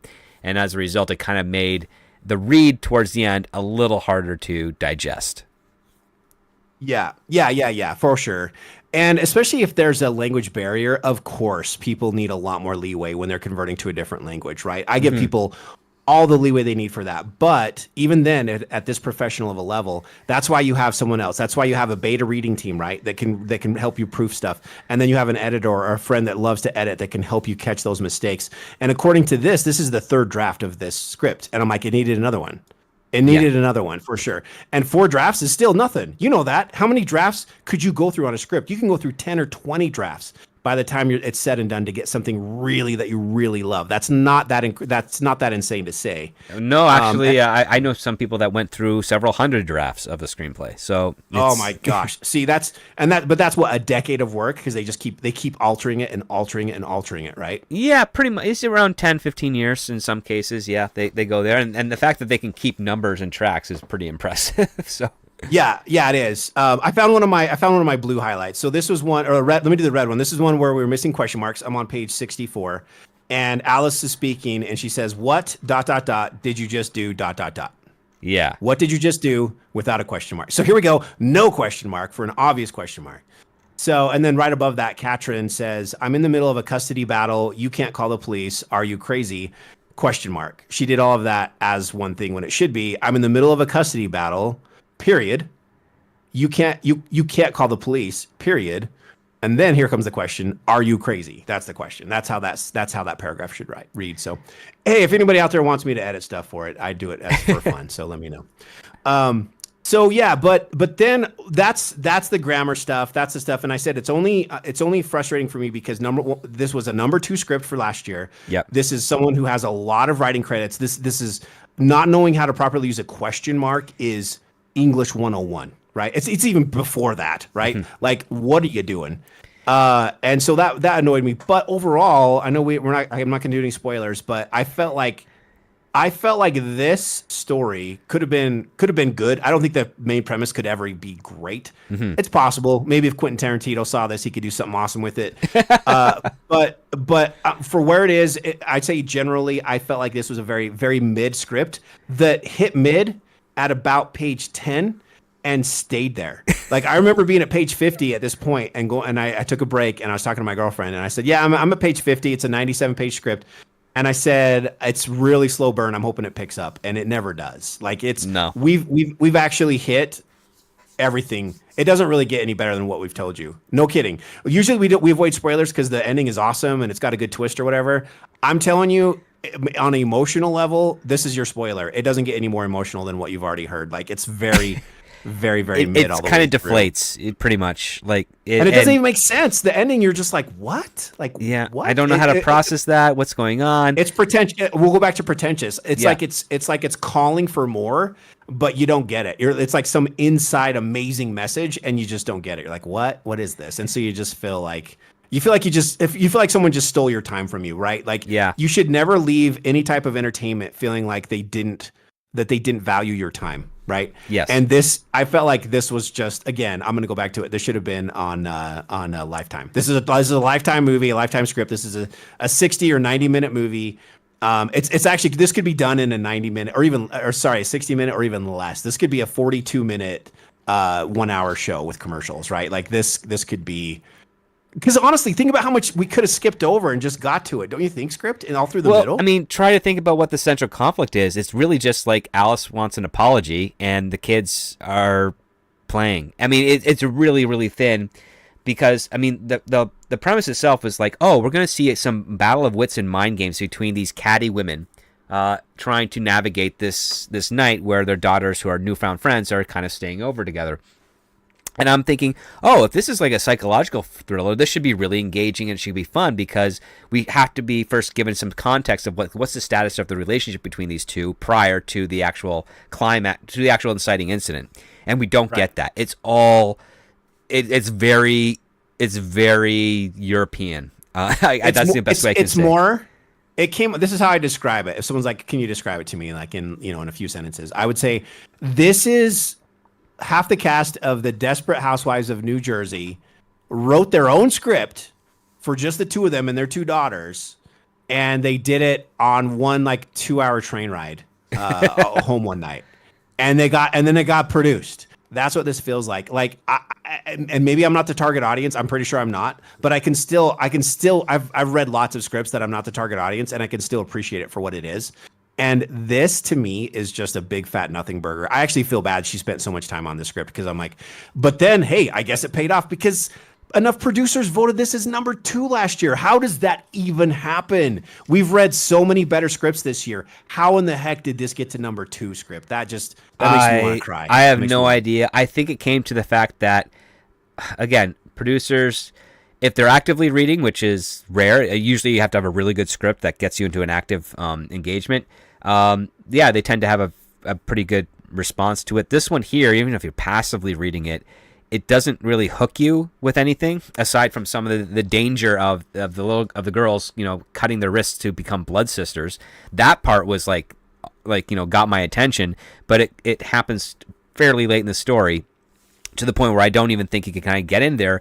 but I can see a bunch of executives looking at this and be like, oh, this is very European in nature. You know what? Europeans, they make some really good art house films. So why don't we just, assume that there's something deeper here in the work and just kind of have it pass off. And this is one of the things that, I mean, even some of my American colleagues fully admit is that a European accent, whether it's Dutch, French, British, can really hide a lot of poor quality. It just can. Okay, that's fair. That's fair. And it's I mean I have this one producer friend who basically says he finds out that he's going to be having a conversation with someone who's like a writer from Wales. He's like, I can't listen to him. I have to have him write stuff for me out so that I can actually see if it's smart or not. Because if I hear him, I'm always going to assume he's a brilliant person. But if I read what he wrote, I can tell if he's an idiot or not. Is that why Critical Drinker is so awesome? It's because of his accent. It just gets me every time when he's giving his reviews on stuff. I don't know. I mean, he's got a great channel. A lot of people like him, but I love him. He's great. But I mean that's one of the things that can kind of be really point, really kind of alluring is like if you can say something silly or stupid in a very profound or elegant way, you kind of miss whether or not the person is legit or not. Now, I'm not making any accusations to other YouTubers out here. Please don't do that. This is just a situation when it comes to with regards to writing. So sometimes you can have a really terrible writer who then goes on to a lecture, but they speak so eloquently, not like me being an idiot here. They speak so eloquently that you kind of forget that, oh yeah, this guy wrote like one of the worst books ever written. But he sounds so great and so so smart and so prestigious and so elite and so respectful. It's like you're just captivated by the fact that he's got this way of speaking that people just hold on to. But when you read his work, you're like, wow, this is terrible. So yeah, no, it's true. I mean, you could have Sir Ian read like the phone book, and you'd be like, "This is so good." It's just there's some truth to that for sure. Oh, and that comes down to acting talent. So on the acting side of things, I mean, that's where your regional dialects and your accents really kind of shine because you can turn really poorly worded sentences into something of a masterpiece. And then Christopher Walken famously is trying to do that for America because he does he pauses at inappropriate times, yet for some reason it still grabs your attention. So he kind of figured out a way to do it for the typical non-regional American dialect. And I thought okay, that's cool. But for this case here, I mean, yeah, like when you're reading those words on the page, some of the dialogue works well, but you mentioned all the grammar errors. We mentioned the unnecessary uses of question marks. And you kind of have to question, does this writer actually have the skills necessary, at least in an English language script, to actually hit the emotional beats that an English-speaking audience would resonate with? And for myself, I think she gets very close in some areas and then completely goes off the rails in others, which doesn't work for me. But I mean, I know a lot of Europeans that this type of stuff, they would gobble it up, and maybe that's the perspective that these producers are thinking about at this time, because again, we're in a far more mindset of an international, worldwide market, and if you can kind of make something that would really appeal to the 50 European markets that are out there, you might be able to make some good change on that. But I don't know, it just didn't strike the same way like better films like Amelie or Bicycle Thief have done in the past. So yeah, or what was that? Oh, never mind. I'm not gonna go down that path. But yeah, I just felt like it just never picked up. Right? I just kept waiting for it to finally pick up. It's actually kind of like the new Superman movie. It was like it just never quite got to the point where I wanted it to, and I was like, yeah, it was fine. Maybe I'm not its target demographic, but overall, like if we're, if you gotta ask, this is the part you gotta ask the question, ask it script. All right. So is this for you a green light or a pass?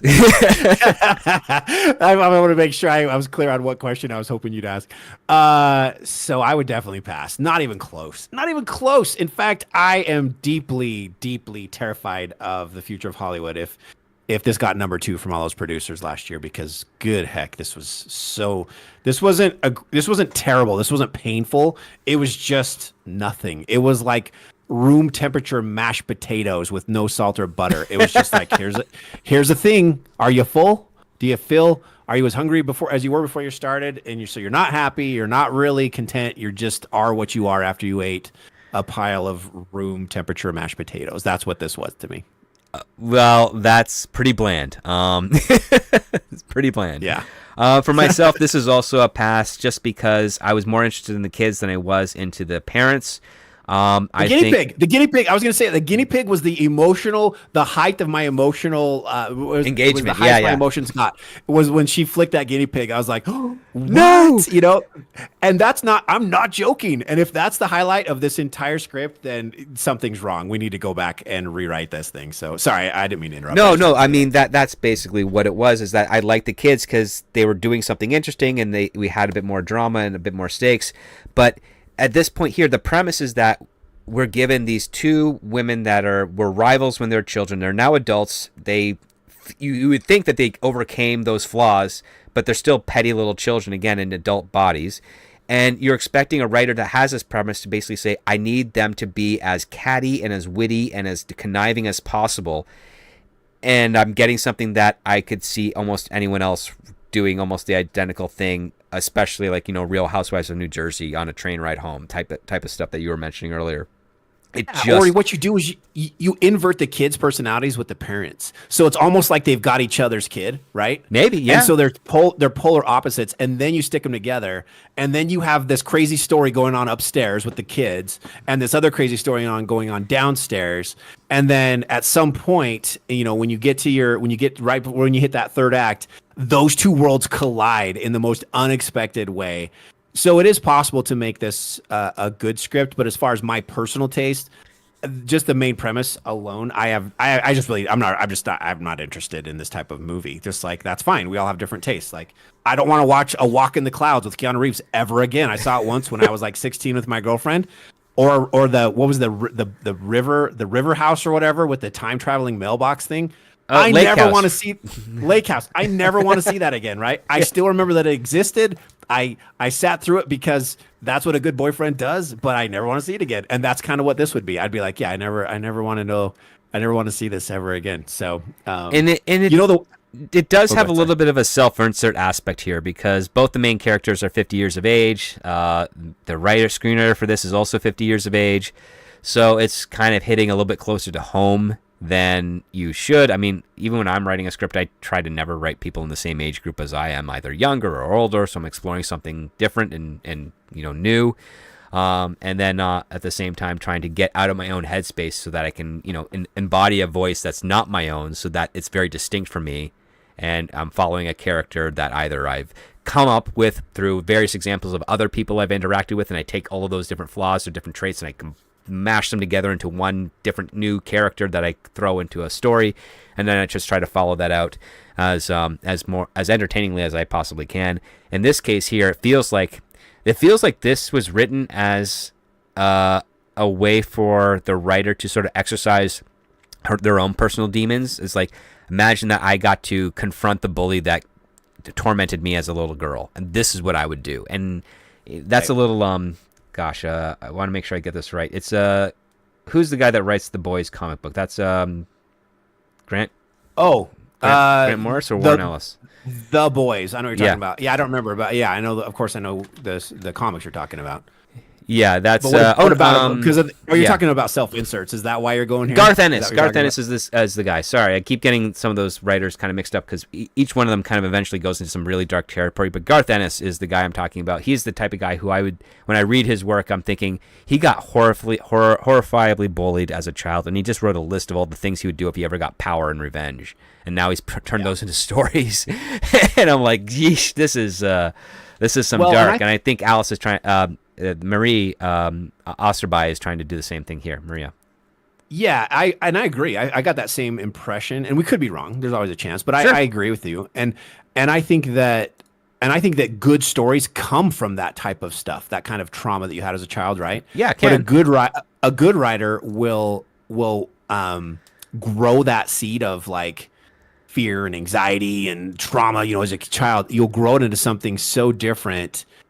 But that's the source, right? That's the root of it. And then you'll turn that into a character or a story or a plot into something that is so awesome that people never even question well, this must be him reenacting some childhood stuff. Like, no, it's so layered that, and that's what makes a good writer, right? That's what makes you a good creator. It's like, yes, this is the genesis of this story. And it's what got me those juices flowing, because when I was 7 years old, I almost drowned and this person did this or whatever, right? But it's not so shallow and transparent that people instantly go, this must have happened to them, or they have some real issues with their dad, or, stuff like that. And I think that's, if it's well written, that never even crosses your mind. The same way, like a good movie, you'll never check your watch when you're watching a good movie, even if it's 3 hours long, because it's so good, right? You don't even think about checking the clock.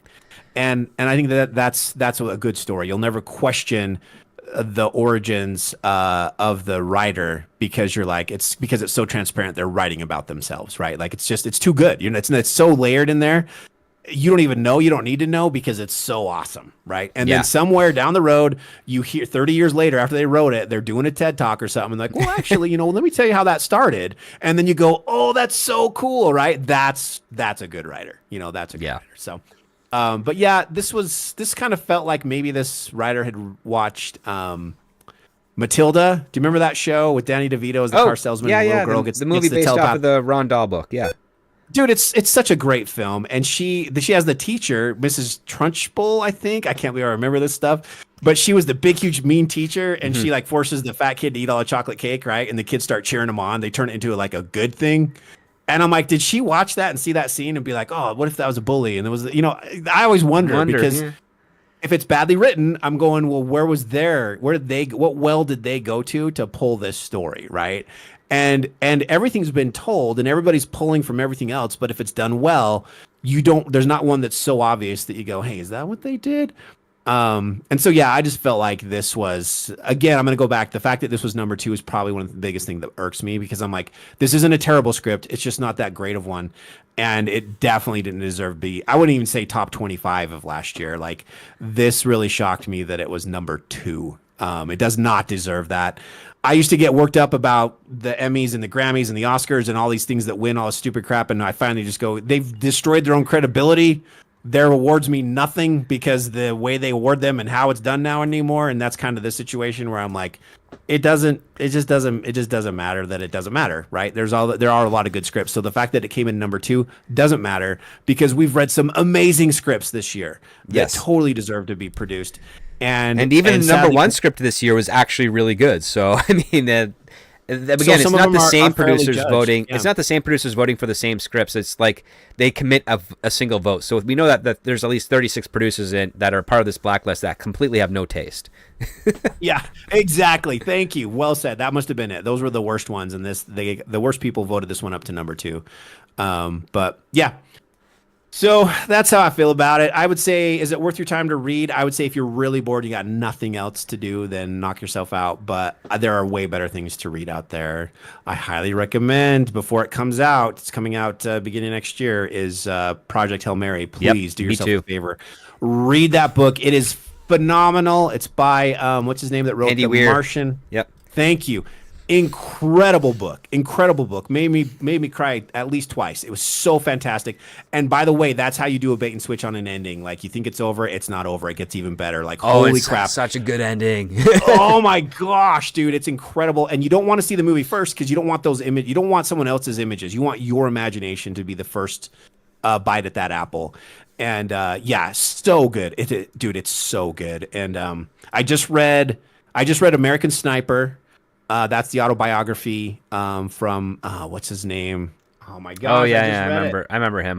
He's the one with the most kills, and I'm not usually big in autobios, and I read that, and it was actually very, very good and very interesting to see people's firsthand accounts of the wars and stuff, and how they mentally handle it, and what it's like to see their experiences, serving with sort of that brotherhood, right? Like what it's like for them. And anyway, but Project Hail Mary, fiction, if you like fiction, please read that before the movie comes out because You'll you'll really enjoy it. I highly recommend that too. Have you heard on the John Madden film? Are they shooting? Like, where's that at in production? I think they've wrapped production, so we're just waiting for it to go through post and then get a proper release date and some trailers. So hopefully I want that trailer, dude. I'm so excited to see because it was Nicolas Cage, right? Nicolas Cage is Madden, and then you got Christian Bale there as. Oh my God, it could be so good, dude. I hope it's great. I hope they knock it out of the park. That's not a good example because that's baseball, not football. But I hope they score a touchdown because that script was so fun, and I hope they nail it because the casting's there. Yeah. So do you know the release date? No, Sure, I don't know the release date, but what I do know is that our wonderful Patreons voted on this week's script as well, whether to give it a green light and pass, and they agree with us. 100% of the patrons out there did say that this was a pass. Now, again, nobody left a comment, but hopefully we'll get them into doing that again because we always love to explore those other points of view here. And if you don't want your name, if you leave a comment and you don't want your name mentioned, just say hide name, and then we'll talk about the comment, and then we'll include it as part of the show and include you guys a bit more as part of that as kind of the reward for supporting this show over on the Patreon here. So with that being said, any final thoughts on the script or anything else? No, it's always fun to do the show, and I don't ever want to. I feel like I don't ever tear anyone apart. That's not fair. There's a lot of work that goes into these scripts, but part of this is just being honest, and I think that's part of the authenticity, of the show. And so, yeah, I mean, it was fun. The show was way more fun than reading the script. I will say that. And I just pulled up. You guys, you need to go to IMDb, pull up, just search for Madden, and they do have a shot of both of them in costume, in character, with their rings on, punching the camera, and Nicolas Cage, I don't know if that's a wig or not, but he looks awesome as Madden. So, dude, this is going to be so good. I'm so excited. I'm curious to see how much has been changed because the original script was about John Madden and working on the EA game of his football. This one here seems to be another type of rivalry. So I'm wondering how different it's going to be at the end of the day. So, for those of you that are curious, our very first episode and also a couple of our Second Thoughts episodes were all about this screenplay when we started the show like a year ago and changed. Yeah, it was like our first one. Yeah. So come watch those videos, check them out, give some comments, and then when that movie comes out, we're going to try and get everybody together who read the script and hear their thoughts and the difference between the script to the screen version of that here, because literally, like, this was the first show and channel to ever talk about the Madden movie before it got greenlit or picked up. So we were very ahead of the game here. And some of the other scripts that we've talked out in the last 82 episodes have been picked up for production with some interesting cast members. One with Robert Pattinson, who's going to be playing in a body swap suspense horror thriller, and a couple others for various party films, and I think even a dark comedy that we did last year is going to be put into production this at the end of this summer. So be on the lookout for that. I'll be keeping a close eye on it so that I can marry those two types of streams together for everybody, so we can actually see a little bit more of that intimate growth from how a screenplay is written and then picked up versus the final product when it actually hits theaters. And you'll be surprised how some stay very, very close to the original script and how some veer off so drastically and can either be a hit or a deep concern for why they had to make all those changes. Cool. Okay, well, with that, I want to thank everyone out there listening live. I want to thank all of you listening on the replay, listening over at the Patreon.